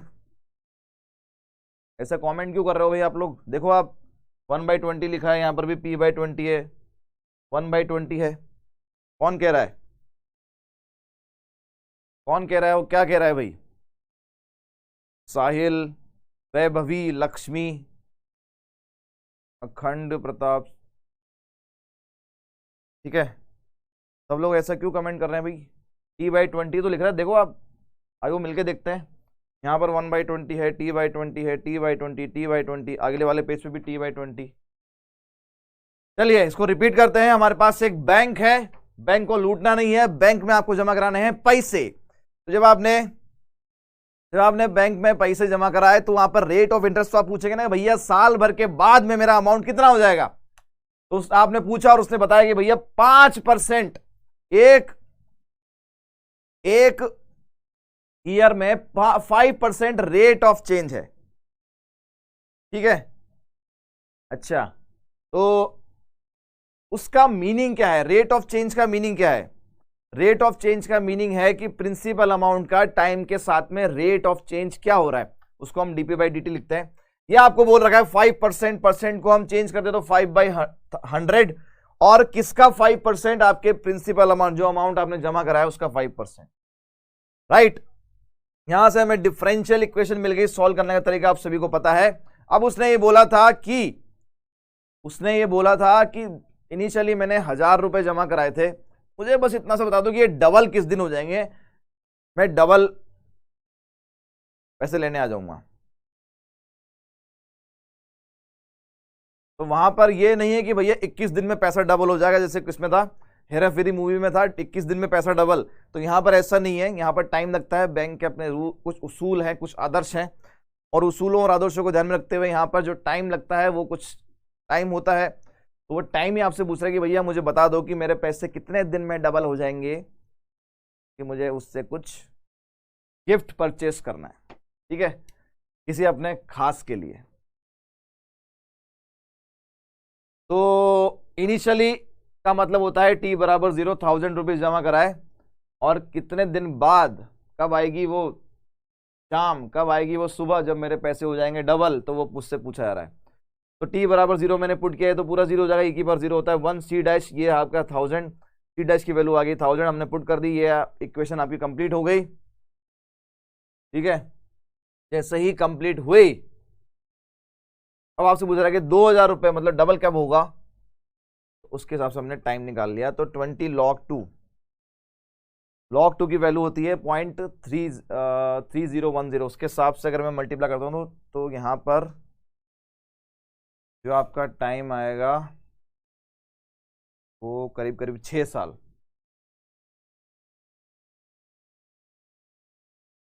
छह साल में आपके ये जो पैसे डबल हो जाएंगे। कितना अच्छा बैंक है, ऐसे बैंक में कभी मत जाना भाई, ऐसे बैंक में कभी अपने पैसे जो है डिपॉजिट मत करना।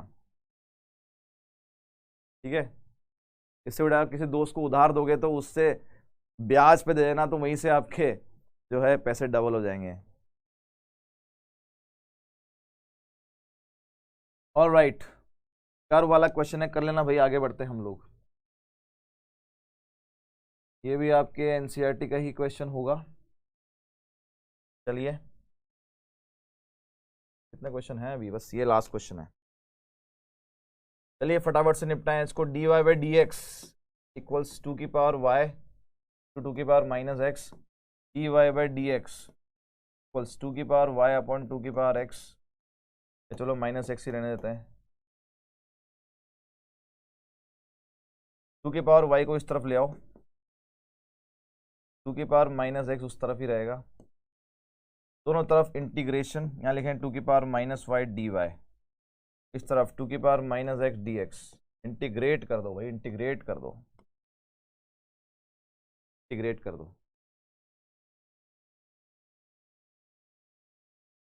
तो ए की पावर एक्स का इंटीग्रेशन क्या होता है भाई, ए की पावर एक्स का इंटीग्रेशन होता है ए की power x upon log a. तो 2 की पावर माइनस वाई का 2 की power minus y upon log 2, 2 की पावर माइनस एक्स लॉग 2। लेकिन यहां पर देखें आप, जब आप माइनस वाई को डिफ्रेंशिएट करेंगे तो एक -1 भी आएगा और यहां पर भी -1 आएगा। ये मेरा आंसर। तो ये था आपका वेरिएबल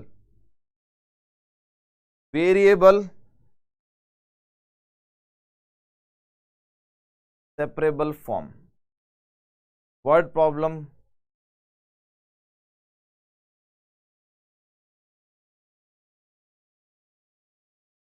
कोई वाला कह रहा सर ये वाला प्रॉब्लम भी कर दो। चलो, find the equation of A curve passing through the point. Equation of the curve बिल्कुल अभी एज इट इज ऐसा क्वेश्चन हमने किया था। एक कर्व है जो इस पॉइंट से पास कर रहा है, तो इनडायरेक्टली आपको पर्टिकुलर सॉल्यूशन के लिए उसने x0 दे दिया और y-2 दे दिया है। Given that at any point on the curve the product of the slope of its tangent and y coordinate of the point is equal to x coordinate। यहां पर देखिए क्या बोला है उसने, ये बोला है, पढ़ो उसको ध्यान से, पढ़ो ध्यान से। Eight any point x, y, किसी पॉइंट x, y पर द प्रोडक्ट किसका product, slope of its tangent का स्लोप होता है dy बाई डी एक्स, उसका प्रोडक्ट करना है किसके साथ में, with y coordinate. y coordinate क्या होता है, y ही होता है। इसका y कोऑर्डिनेट क्या है, y कोऑर्डिनेट है y। ये आपको बोला है is equal to the x coordinate, ये x कोऑर्डिनेट के बराबर है। राइट, यहां तक आपको कहानी समझ में आई। पहली लाइन में उसने बोला कि the equation of the curve passing through the point, इसका मीनिंग क्या है, इसका मीनिंग है कि वो कर्व जो है इस पॉइंट से पास कर रहा है, इसका मतलब आपसे पर्टिकुलर सॉल्यूशन पूछा जा रहा है। Alright, given that at any point x, y on the curve the product of, किसका product, slope of its tangent का प्रोडक्ट किसके साथ में, y कोऑर्डिनेट के साथ में, किसके बराबर, x कोऑर्डिनेट के बराबर। क्या ये हमारी डिफरेंशियल इक्वेशन है, यही है हमारी डिफरेंशियल इक्वेशन। क्या हम इसको फटाफट से सॉल्व कर सकते हैं क्या, वेरिएबल सेपरेबल करके। बिल्कुल सर, y dy बराबर हो जाएगा x dx, इंटीग्रेट करेंगे y² बाई 2 बराबर x² बाई 2 प्लस सी। क्या सी निकालने के लिए मुझे कुछ वैल्यू दे रखी? बिल्कुल दे रखी है, x बराबर 0, y बराबर -2। बोलो हाँ या ना? सी यस यस। तो y -2 का स्क्वायर इक्वल 0 प्लस सी।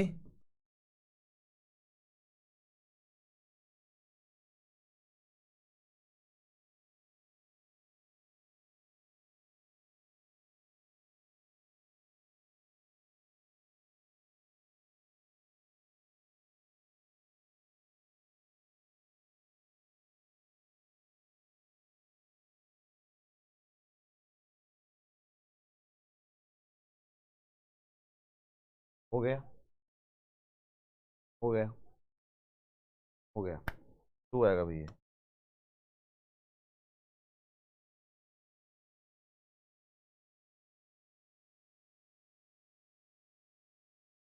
खत्म। राइट। चलिए इसके बाद है हमारे पास homogeneous differential equation. Homogeneous differential equation नाम से पता लग रहा है, homogeneous differential equation. Homogeneous differential equation क्या होती है? होमोजीनियस डिफरेंशियल इक्वेशन वर्ड का क्या मीनिंग है? होमोजीनियस, होमोजीनियस इस वर्ड का क्या मीनिंग है? होमोजीनियस।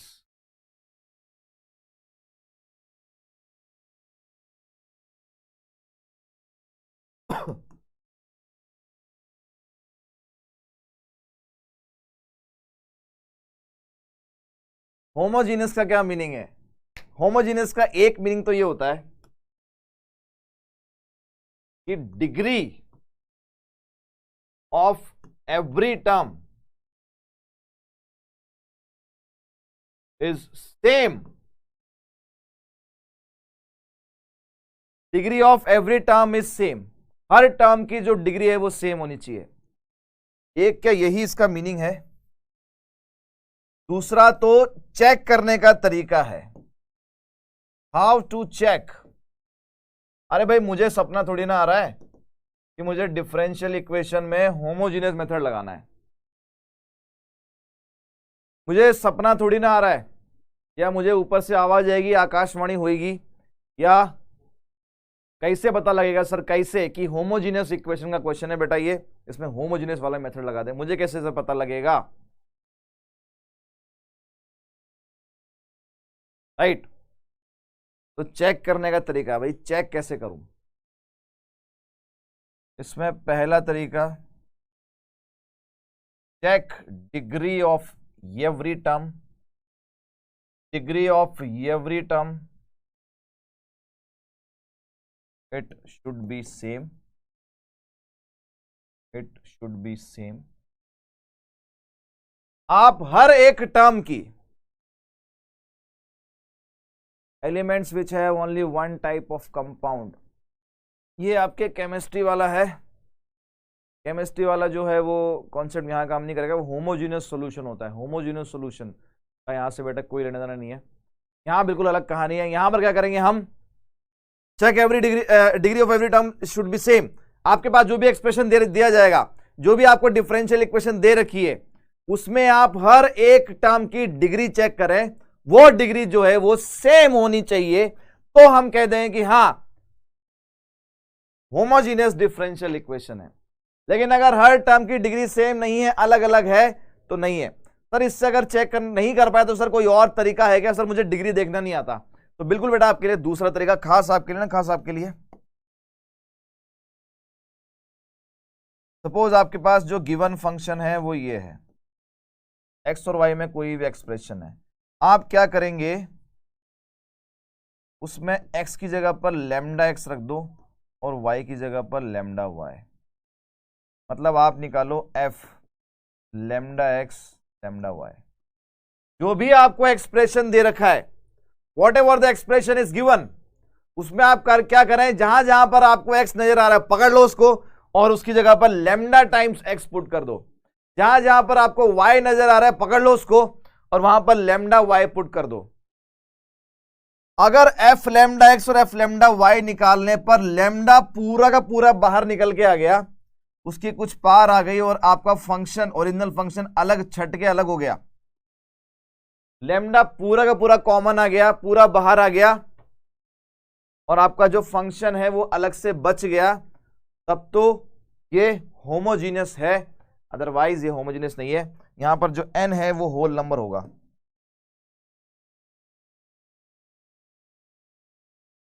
या आप मान लो कि n कोई इंटीजर होगा, है ना, कि नेगेटिव भी हो सकता है।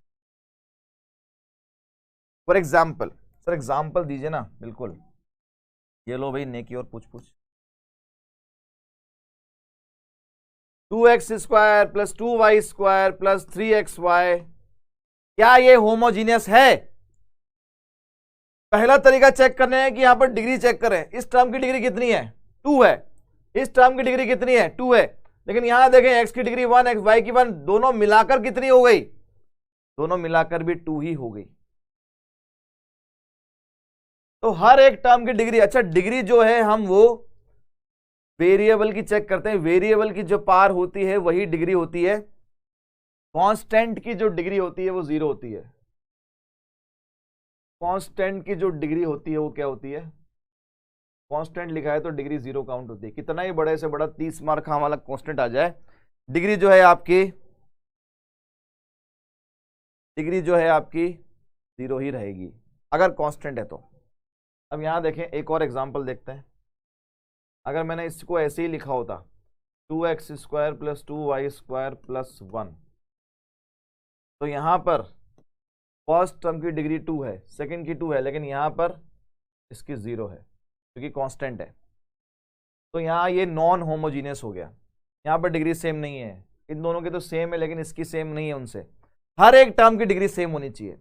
Every term should have or must have the same degree, then it is known as the homogeneous expression। उस एक्सप्रेशन को होमोजीनियस एक्सप्रेशन कहते हैं। और डिफरेंशियल इक्वेशन में ऐसा एक्सप्रेशन आ जाए तो बोल देंगे होमोजीनियस डिफरेंशियल इक्वेशन है वो। राइट राइट, ये कहानी क्लियर है?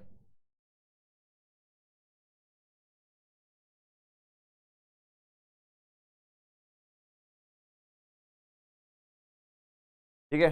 श्रेयांश बार बार एक ही सवाल पूछे जा रहा है, उसके चक्कर में आगे वाले टॉपिक भी आपके जो है खराब हो रहे हैं। बैंक वाले में कैसे पता लग गया कि डिफरेंशियल इक्वेशन है? अरे भाई वहां पर रेट ऑफ चेंज आपको दे रखा था, उससे हमारी डिफरेंशियल इक्वेशन फॉर्म होगी। कितने टाइम बाद ये ऐसा होने वाला है, ये कितने टाइम बाद होगा, ऐसा आपके पास क्वेश्चन आ रहा है, तो वो डिफरेंशियल इक्वेशन उसमें इस्तेमाल होगा। हाँ, अगर आपको एक्सप्रेशन को प्रूफ करना है तो लेमडा लेकर ही प्रूफ करना पड़ेगा। अब देखें यहाँ पर एक और लेते हैं, x² plus y² plus 2xy। तो इसको अगर मुझे चेक करना है कि क्या ये होमोजीनियस एक्सप्रेशन है कि नहीं है, तो इसको मैंने मान लिया late f(x(y) x² plus y² upon 2xy, ये मैंने मान लिया। नाउ x को रिप्लेस कर रहा हूँ लेमडा x से, रिप्लेस कर रहा हूँ भाई, रिप्लेस, और y को रिप्लेस कर रहा हूँ लेमडा y से। आइए भाई, हम निकाल क्या रहे हैं? हम निकाल रहे हैं f of lambda x lambda y। तो लेमडा x का whole square plus lambda y का whole square upon 2 times lambda x lambda y। जहां जहां पर मुझे x दिखा मैंने लेमडा x पुट कर दिया, जहां जहां पर मुझे y दिखा मैंने लेमडा y पुट कर दिया। अब देख रहे हैं यहां पर कि क्या पूरे में से लेमडा कॉमन आ रहा है, चेक कर लेते हैं। देखें यहां पर ये बन जाएगा लेमडा स्क्वायर एक्स स्क्वायर, ये बन जाएगा लेमडा स्क्वायर वाई स्क्वायर, ये बन जाएगा लेमडा स्क्वायर एक्स वाई। क्या यहां पर लेमडा कट पिट गया? शहीद हो गया भाई, शहीद, बिल्कुल। तो हमारे पास F lambda x lambda Y क्या आ गया? सेम एक्सप्रेशन आ गया। तो बिल्कुल यस, इट इज होमोजीनियस। हाँ ये है होमोजीनियस, यस इट इज, ये है होमोजीनियस।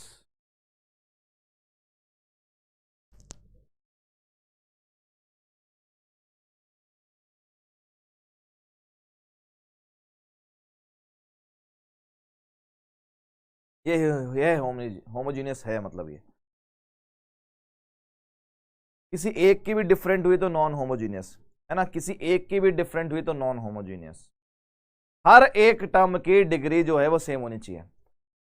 ये तो हो गया कि होमोजीनियस एक्सप्रेशन चेक करना। आइए कुछ चेक भी कर लेते हैं। होमोजीनियस फंक्शन क्या होते हैं बता दिया आपको। देखें यहां पर, चेक करके बताइए इनमें से कौन कौन सा, चेक करके बताएं इनमें से कौन कौन सा आपका होमोजीनियस फंक्शन है। ठीक है, यहां देखें डिग्री 2 है, यहां पर 1 1 है, डिग्री 2 है तो ये है, यहां पर डिग्री 1 है, डिग्री 1 है, ये है। यहां पर देखें आप, ये वाला है या नहीं है, थर्ड वाला, थर्ड वाला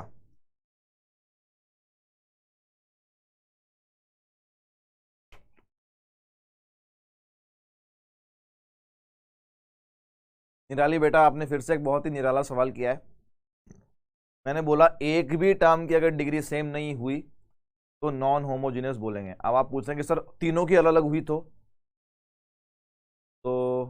उसको बोल देना बहुत ही भयंकर वाला नॉन होमोजीनियस, बहुत भयंकर वाला नॉन होमोजीनियस। अगर आप बोलेंगे सर, उसके बाद आपका सवाल आएगा सर अगर 4 टर्म हुई और चारों की डिग्री अलग अलग हुई तो सर फिर क्या बोलेंगे, तो फिर बोलेंगे खतरनाक वाला नॉन होमोजीनियस, एकदम धांसू वाला खतरनाक वाला नॉन होमोजीनियस। ठीक है,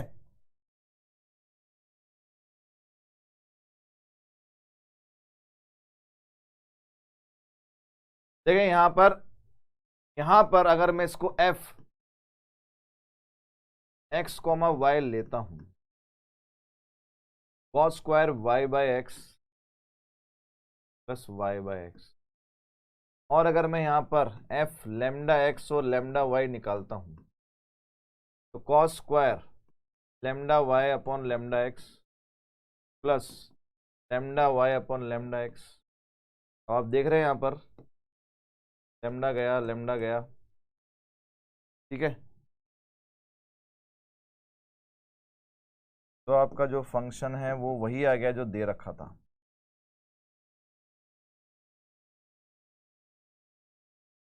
एफ एक्स वाई। ठीक है, तो यस इट इज होमोजीनियस, ये होमोजीनियस होगा भाई। ठीक है, यहां देखें इस वाले में तो ये नॉन होमोजीनियस है, ये नॉन होमोजीनियस है भाई, क्योंकि डिग्री का तो पता नहीं लग रहा है यहां पर, क्योंकि ट्रिग्नोमेट्रिक फंक्शंस आ गए। लेकिन अगर आप लेमडा एक्स लेमडा वाई वाले से चेक करेंगे तो sine lambda x cos lambda y, lambda बाहर आ ही नहीं पाएगा, लेमडा तो वहीं रह जाएगा। दिस इज नॉन होमोजीनियस, तो ए बी और सी होंगे बस। अब होमोजीनियस डिफरेंशियल इक्वेशन अगर आपके सामने आती है तो सॉल्व कैसे करना है, हाउ टू सॉल्व होमोजीनियस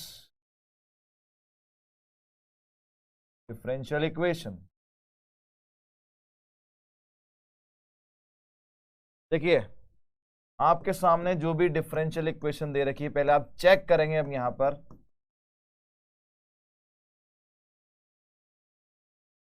तो आप चेक करेंगे, क्या चेक करना है, हम हमेशा स्टार्टिंग से चेक करेंगे। Can it be solved by using variable separable method, if not then दूसरा।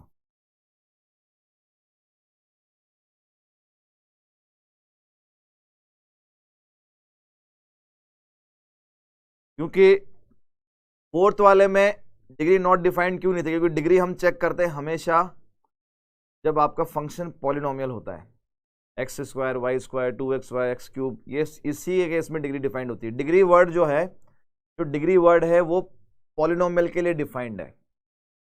ठीक है, फिर भी यहां पर अगर आपका फंक्शन में और भी दूसरे फंक्शन आए तो हमारे पास चेक करने का दूसरा तरीका था कि लेमडा एक्स और लेमडा वाई पुट करें।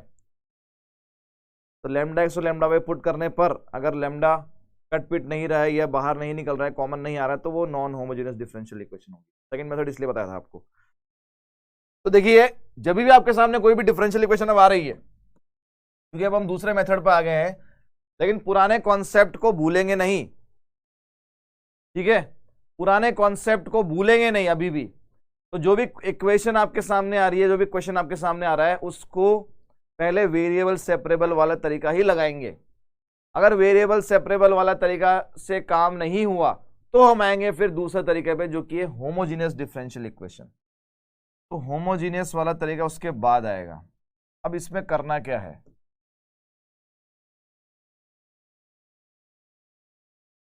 इसमें आपको सबसे पहले चेक डिग्री चेक करनी है, होमोजेनिटी जो भी है, फंक्शन होमोजीनियस है या नहीं है वो चेक करना है। अगर है तो फिर आपको मेथड ये है कि y की जगह पर vx पुट करना है, इसको दोनों तरफ डिफरेंशिएट करो। y बराबर vx पुट कर रहा हूं, y बराबर समथिंग इनटू x, यहां पर v जो है कांस्टेंट नहीं है, v कोई ना कोई फंक्शन है x का, तो y बराबर vx पुट कर दोनों तरफ डिफरेंशिएट कर रहा हूं। y को डिफरेंशिएट किया with respect to x, differentiate कर रहा हूं dy बाई dx।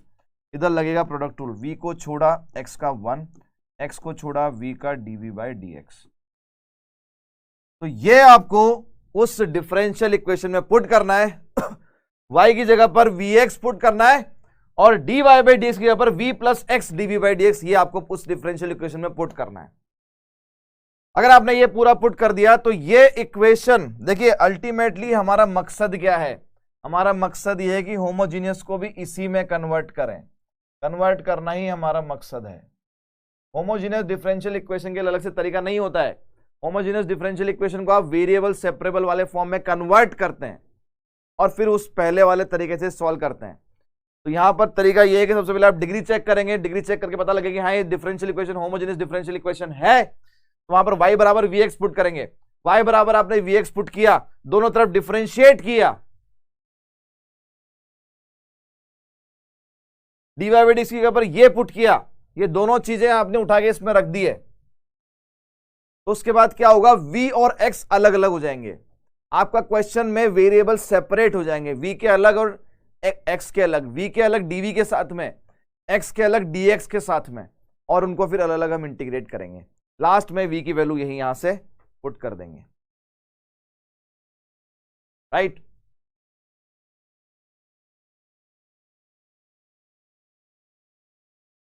गुरुजीत बेटा तुम उल्टा बोल रहे हो, वेरिएबल सेपरेबल वाले इससे नहीं होंगे, बल्कि इसके क्वेश्चन हम वहीं लेके जाते हैं। होमोजेनियस डिफरेंशियल इक्वेशन के क्वेश्चन हमेशा वेरिएबल सेपरेबल मेथड से ही सॉल्व होते हैं। तो इस सेकंड वाले को आपको फर्स्ट केस में लेके जाना है। तो देखें हमारे पास ये क्वेश्चन है, solve the differential equation so that the differential equation in homogeneous differential equation and solve it। तो आपके पास ये डिफरेंशियल इक्वेशन है, यहां देखें dy बाई dx डालता हूं अगर इसमें, तो x plus 2y divided by x minus y। मैंने कुछ नहीं किया, इसको उसके डिवाइड में ले गया। अब मुझे सबसे पहले तो ये शो करना है कि क्या ये differential equation homogeneous differential equation है या नहीं है। तो x की जगह पर रिप्लेस करेंगे लैम्डा x और y की जगह पर लैम्डा y। तो dy बाई dx इधर नहीं करना है, इस तरफ करना है बस, lambda x plus 2 lambda y, lambda x minus lambda y। तो आप देखेंगे यहां से लैम्डा कॉमन आके कैंसिल हो गया और हम घूम फिर के वहीं आ गए। तो यहां से ये चेक हो गया आपका कि ये एक होमोजीनियस डिफरेंशियल इक्वेशन है। Yes it is, yes it is a homogeneous differential equation, ये हमने चेक कर लिया। अब सॉल्व करने का तरीका मैंने आपको ये बताया और ये लिखना भी पड़ेगा आपको। y बराबर vx पुट करना है और dy बाई dx की जगह पर आपको पुट करना है v plus x dv by dx। ये दो चीजें आप भैया याद रख लें बिल्कुल अच्छे से। तो y की जगह पर vx और dy बाई dx की जगह पर ये पुट करना है, पुट कर दो भाई इसमें, देखो क्या बनेगा, v plus x dv by dx, ये बन जाएगा x प्लस 2, y की जगह पर vx और x माइनस वाई, ये वी एक्स। यहां देखें आप, यहां पर एक्स कॉमन आके कैंसिल हो गया। अब जो बचा उससे निपटना है, तो हमारे पास क्या बचा? हमारे पास बचा v plus x d v by d x. इस तरफ क्या बचा देखो आप, 1 बचा और 2v बचा, 1 माइनस वी बचा, 1 प्लस 2v बचा और 1 माइनस वी बचा। ठीक है, हाँ बेटा ये वेरिएबल सेपरेबल से नहीं हो सकता। आप देखो ना इस क्वेश्चन में, जैसे कि मैंने बताया था, मैं पॉइंट बताना भूल गया, हम हमेशा डिफरेंशियल इक्वेशन को देखकर, यार यहां पर तो उसने बोल ही दिया कि होमोजेनियस है या नहीं, चेक करो और सॉल्व करो। अगर ये नहीं बोला होता तो यहां पर देखें आप, इसमें क्या हम x और y को सेपरेट कर सकते हैं क्या? इस क्वेश्चन में आप x और y को सेपरेट नहीं कर सकते, तो ये वेरिएबल सेपरेबल से वैसे भी नहीं हो रहा था। ठीक है, फिर हम सेकंड मेथड की तरफ गए, होमोजीनियस। तो हमने होमोजेनिटी चेक करी इसकी कि होमोजेनियस है या नहीं है, बिल्कुल है, क्योंकि लैम्डा कैंसिल हो गया। ठीक है, तो इसलिए हम आगे बढ़ गए, y बराबर वी एक्स रखा, डी वाई डी एक्स बराबर v plus x d v by d x रखा। यहां तक किसी को कोई दिक्कत है तो बता दो भाई। ठीक है, अब यहां पर इस v को शिफ्ट करो इधर, तो x dv by d x बराबर 1 plus 2v upon 1 minus v, right. तो x dv by d x बराबर एलसीएम ले लो, 1 plus 2v minus v plus v square upon 1 minus v। कुछ कटपीट रहा है क्या? हाँ, एक v से ये v गया, तो हमारे पास बचा x dv by d x और ये इक्वल है 1 plus v square upon 1 minus v, right. Variable अब सेपरेट करेंगे, ये वाला पार्ट इधर आएगा और dx और x उधर जाएंगे, तो देखिए 1 माइनस v ऊपर आएगा और डिवाइड में 1 प्लस v स्क्वायर, ये dx उधर जाएगा और डिवाइड में x रहेगा। तो y बराबर vx, y बराबर vx रखने का मकसद ही हमारा यह था कि हम वेरिएबल को सेपरेट कर पाए, तो हमने सेपरेट कर दिया है। अब आगे देखें, आगे हमारे पास क्या ऑप्शंस है। यहां पर आगे हमारे पास क्या क्या ऑप्शंस हैं। यहां पर लीनियर अपॉन क्वाड्रेटिक तरीका आपको बताया हुआ है, क्या ये वाला पार्ट आप कर लोगे या मैं करके बताऊं? और ये इसका ln x हो जाएगा लास्ट में, क्योंकि हमने y बराबर vx रखा था, तो यहां से v की वैल्यू आएगी y बाई एक्स। सॉल्व करने के बाद में आपको ये रखनी पड़ेगी। क्या इस पार्ट को बताने की जरूरत है? और क्या ये मेथड आपको क्लियर हुआ या नहीं हुआ? जल्दी से बता दो कमेंट सेक्शन में, जल्दी से बता दीजिए कमेंट सेक्शन में कि क्या ये मेथड आपको क्लियर हुआ। बोलो भाई हाँ है ना।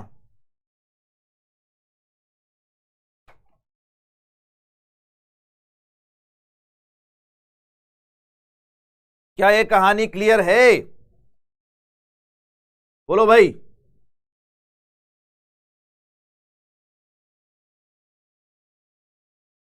कांस्टेंट आएगा क्यों नहीं आएगा? इंटीग्रेशन करने के बाद कांस्टेंट तो आएगा ही सही आर्यन। बिल्कुल कंप्लीटिंग द स्क्वायर मेथड लगाएंगे इसमें। लीनियर अपॉन क्वाड्रेटिक बताया था आपको। क्या ये मेथड क्लियर हुआ आपको? अरे किसी को कोई डाउट है तो पूछ लो। मानो बेटा क्यों बार बार एक ही मैसेज को पोस्ट किए जा रहे हो? Right right right right right right right, ठीक है। All right all right all right, clear है भाई, समझ में आ रहा है? अच्छा ठीक है। थोड़ा सा दिक्कत है, वैभव ने बोला थोड़ा सा दिक्कत है सर। मानवी ने बोला सर इतू सा समझ में आया, इतू सा। चलिए कोई बात नहीं, अगले क्वेश्चन पे और आगे बढ़ते हैं। देखें आप, find the equation of A curve passing through this point if the slope of tangent to the curve at any point y pxy is this। देखिए आपसे वापस एक वर्ड प्रॉब्लम मैंने बीच में डाल दिया। हिमांशु बेटा आगे कर लेना, सॉल्व नहीं करूंगा उसको मैं। Find the equation of A curve passing through, तो यहां पर उसने पर्टिकुलर सॉल्यूशन के लिए आपको x और y की वैल्यू दे दी है।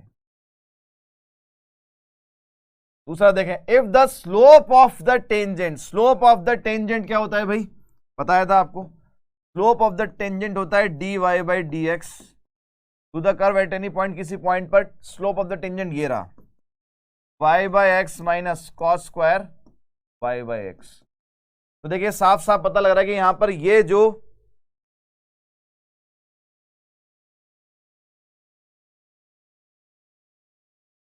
जो डिफरेंशियल इक्वेशन है, क्या यहां पर मैं वेरिएबल सेपरेट कर सकता हूं क्या? नहीं कर सकता यहां पर। ज्यादा ज्यादा आप क्या कर सकते हैं, इसको उधर ले जाएंगे, लेकिन y और x, ये जो y और x कॉस के अंदर बैठे हैं ये कभी अलग नहीं हो सकते, ये अलग नहीं हो सकते, तो वेरिएबल सेपरेट नहीं होंगे। ठीक है, तो फिर हम आते हैं दूसरे मेथड पर। सबसे पहले हम चेक करते हैं कि क्या ये होमोजीनियस एक्सप्रेशन है क्या। तो हमने चेक किया भी था ये वाला ऐसा, y बाई एक्स माइनस, लेकिन कुछ महारथी हमारे बीच में बैठे हैं तो उनके लिए मैं चेक कर देता हूं, f lambda x lambda y upon lambda x minus cos square lambda y lambda x. ठीक है, तो f of lambda x comma lambda y, ये कितना हो गया भाई, ये हो गया लेमडा से लेमडा उड़ गया, लेमडा से लेमडा उड़ा, लेमडा से लेमडा उड़ा, ये हो गया y by x minus cos square y by x, right. ठीक है, तो देखिए वही फंक्शन आ गया, इसलिए यस इट इज होमोजीनियस।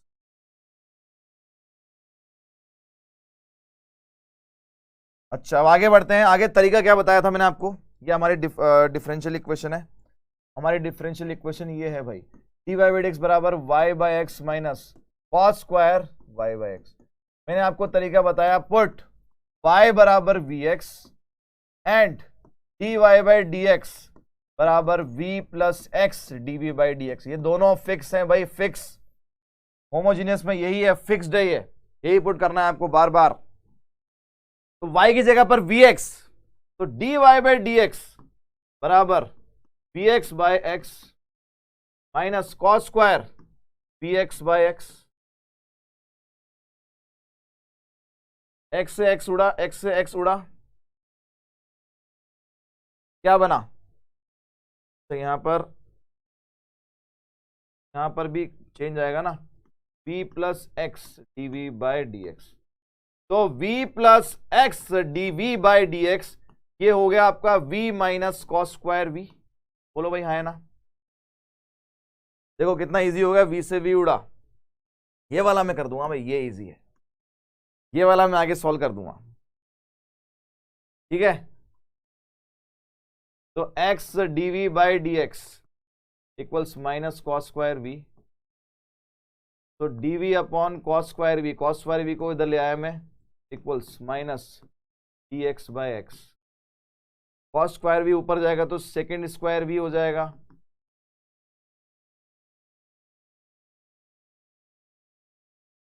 इसका हो जाएगा 10b, इसका हो जाएगा माइनस ln x और प्लस c। यहां पर v की वैल्यू पुट कर दें, v की वैल्यू यहां से आएगी, कहां से आएगी, जहां से आपने लिया था, v की वैल्यू कितनी हो जाएगी, y बाई एक्स हो जाएगी भाई, हाँ है ना, बोलो भाई यस यस यस यस। तो 10 y by x equals minus ln x plus c। Now आपको इसमें बोला गया था, एक पॉइंट दिया गया था c निकालने के लिए, कि जब x बराबर 1 है तो y बराबर पाई बाई 4 है, तो जब x बराबर 1 और y बराबर पाई बाई 4 रख डालो भाई, रख डालो इसमें, 10 पाई बाई 4 x बराबर 1 equals minus ln 1 plus c, ln 1 की वैल्यू थी 0, इसकी वैल्यू है 1, 1 बराबर 0 प्लस c की वैल्यू आ गई है 1, तो आपका जो कर्व है हो जाएगा complete, 10 y by x equals 1 minus ln x, या लिख सकते हो उसको y by x equals tan inverse 1 minus ln x, या लिख सकते हो आप उसको y equals x tan inverse 1 minus ln x। अगर y ही निकालने की जिद है तो भाई ये है फिर y, ये हमारा आंसर है।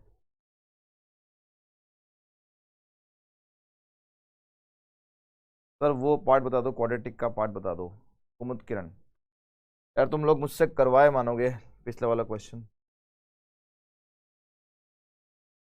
आइए भाई,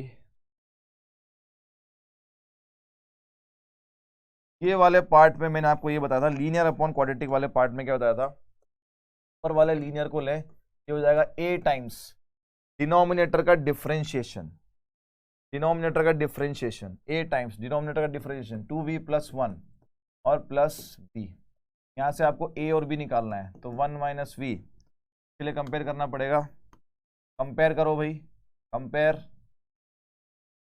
कांस्टेंट टर्म कंपेयर करो, जब पहले कोफिशिएंट ऑफ x कंपेयर कर लो, कोफिशिएंट ऑफ v कंपेयर करो भाई, इधर है -1, इधर है 2a, a की वैल्यू आ गई -12। कांस्टेंट टर्म कंपेयर कर लो, कांस्टेंट टर्म इधर है 1, इधर कितना है a है और b है, यहाँ से b कितना आ जाएगा 1 माइनस a, मतलब b हो गया 3/2। ये a और b की वैल्यू यहाँ रखें और इसकी जगह पर ये रख दो, तो 1 माइनस वी की वैल्यू हो जाएगी अब -12 2v प्लस 1 प्लस 3/2। तो इस इंटीग्रेशन में 1 माइनस वी की जगह पर ये रख दो भाई, तो हमारा इंटीग्रेशन ये था 1 minus v upon 1 plus v square d v, ये हो जाएगा अब -12 2v प्लस 1, इससे अलग डिवाइड कर दिया और 3/2 इससे अलग डिवाइड कर दिया। यहां पर तो क्या है, ये आपका t है और ये dt है, तो यहां पर तो ये हाफ dt/t बन जाएगा। और यहां पर देखें, यहां पर आपको स्क्वायर कंप्लीट करना पड़ेगा। स्क्वायर कंप्लीट करने का तरीका बताया था, कितने बच्चों को याद है? स्क्वायर कंप्लीट करने का तरीका कितने बच्चों को याद है? v स्क्वायर से v लिखेंगे, उसके बाद जो साइन है वो साइन लगा दिया, फिर सिंगल डिग्री टर्म का जो कोएफिशिएंट है कुछ नहीं है तो 1 है, उसका हाफ कर देंगे और इसी के स्क्वायर से माइनस करेंगे और साथ में +1 तो है ही, तो यहां पर तो हो जाएगा -12 ln t, यहां हो जाएगा 3/2 dv upon v plus half का होल स्क्वायर। आप देखेंगे 1 माइनस 1/4, ये बन गया 3/4, ये क्या बनेगा 3/4। 3/4 को रूट का 3/4 को स्क्वायर की फॉर्म में लिखना है, √3/4 का √3/2 का स्क्वायर, तो ये x square plus a square वाला फॉर्मूला। अब कितने बच्चों को याद है वो फॉर्मूला? अगर अब ये फॉर्मूले भी याद नहीं तो उसका मैं कुछ नहीं कर सकता। अब t की वैल्यू पुट कर दो, 1 प्लस v स्क्वायर प्लस 3/2, ये हो जाएगा 1/a tan इनवर्स x/a। अब आगे यार v की वैल्यू पुट कर लेना, कर लेना भाई आगे, ठीक है। ये लो भाई, जो लोग कह रहे थे सर क्वेश्चन सॉल्व कर दो सॉल्व कर दो सॉल्व कर दो, नहीं हो रहा है नहीं हो रहा है, तो जो भी 2-3 लोग थे,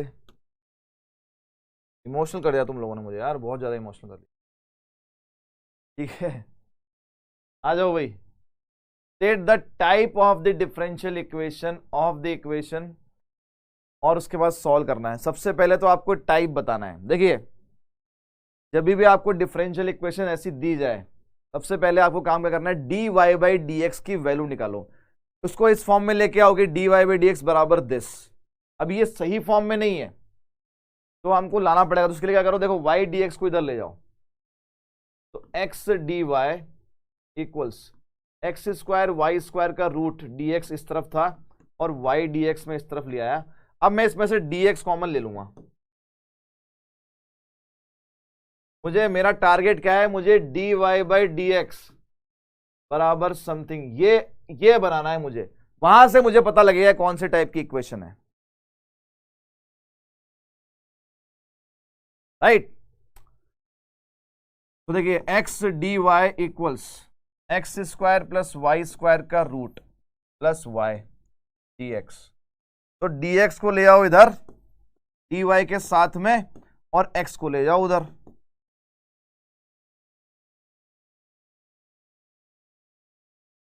ये आपका dy/dx की वैल्यू आ गई, यही हमें चाहिए थी। कौन से टाइप की ये डिफरेंशियल इक्वेशन है, बताओ भाई, कौन से टाइप की डिफरेंशियल इक्वेशन है?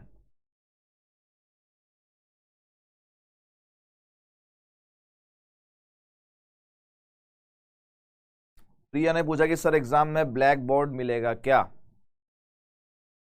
बिल्कुल बेटा, क्यों नहीं मिलेगा, जरूर मिलेगा। नहीं मिलेगा तो आप मुझे बोल देना, मैं भिजवा दूंगा वहां पर, राइट।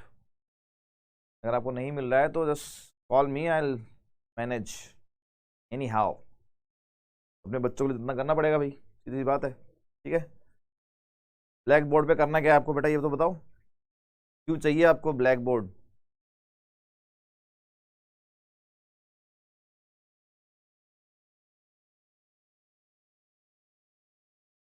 क्यों चाहिए आपको ब्लैक बोर्ड?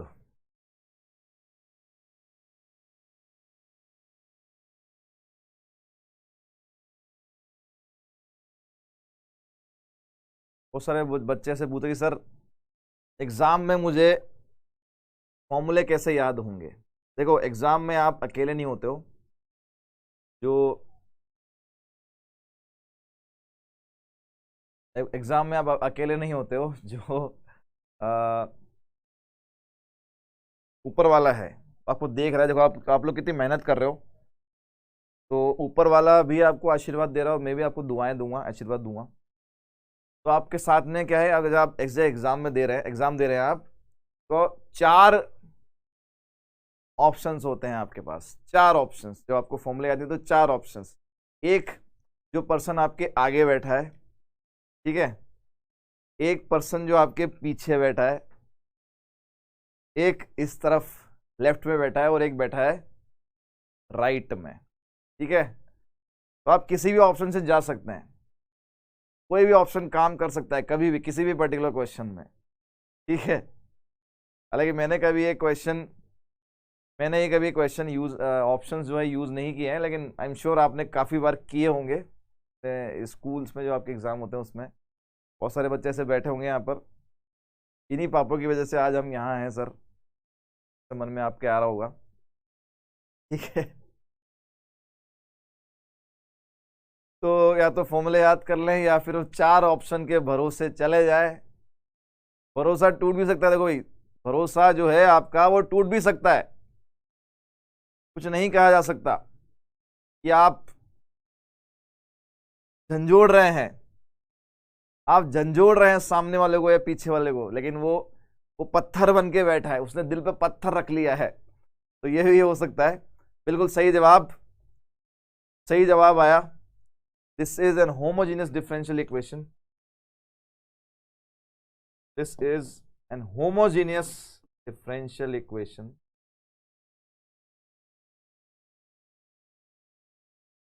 ऑल राइट, अब इसको सॉल्व करने के लिए तरीका हमारे पास वापस वही है कि y बराबर वी एक्स हम यहां पर रखेंगे, y बराबर वी एक्स हम यहां पर रखेंगे, और dy बाई डी एक्स बराबर v plus x D by d x हम यहां पर रखेंगे। ऑल राइट, तो क्योंकि आज नया साल है, क्योंकि आज से नवरात्रि स्टार्ट है, क्योंकि मेरा आज फास्ट है, इसलिए क्लास जो है बहुत जल्दी छोड़ रहा हूँ मैं ना, बहुत जल्दी आज छोड़ रहा हूँ, ठीक है। पूरे 4 मिनट है ना, अभी मैं देख पा रहा हूँ पूरे 4 मिनट आपके पास हैं। बिल्कुल बेटा दीपशिका, आपका थोड़ा सा बैड लक खराब है, बैड लक भी खराब हो सकता है, देखो बैड लक भी खराब हो सकता है, और किसी का गुड लक भी अच्छा हो सकता है, तो डिपेंड्स। आपका रोल नंबर अगर 1 है तो भी आपका बैड लक ही खराब है, कोई बात नहीं। अब अपना गुड लक अच्छा करें यहाँ पर ये सब करके। दो ऑप्शन आप खुद अपने बना के चलें, दो ऑप्शन तो है ही हमारे पास, दो ऑप्शन और बना लेंगे यहाँ से, तो दो ऑप्शन वाला काम जो है यहाँ से हो जाएगा। All right, so let's wrap this up, यहीं पे क्लास आज की समाप्त करते हैं, ठीक है। और मिलेंगे अगले लेक्चर में, लास्ट लेक्चर होगा इस चैप्टर का, जहां पर हम डील करेंगे कुछ और क्वेश्चन होमोजेनियस डिफरेंशियल इक्वेशन के और लीनियर डिफरेंशियल इक्वेशन की। कल आपकी संडे सभा है, I don't know last Sunday सभा में आप लोगों ने क्या किया था। मेरे बारे में काफ़ी, मैंने सुना है कि मेरे बारे में काफ़ी कमेंट किया आप लोगों ने, बहुत सारी शिकायतें आपने मेरे मेरे बारे में की है पिछले लास्ट संडे सभा में। तो बिल्कुल देखते हैं कल क्या आप लोग क्या करते हैं, अमन सर से बातचीत होगी आपकी, ठीक है। ऑल राइट, सो मिलते हैं अगली क्लास में। राइट, कोई डाउट तो नहीं किसी का? चलें रैप करें इसको। ठीक है, चलो बाय बाय एंड जय माता दी।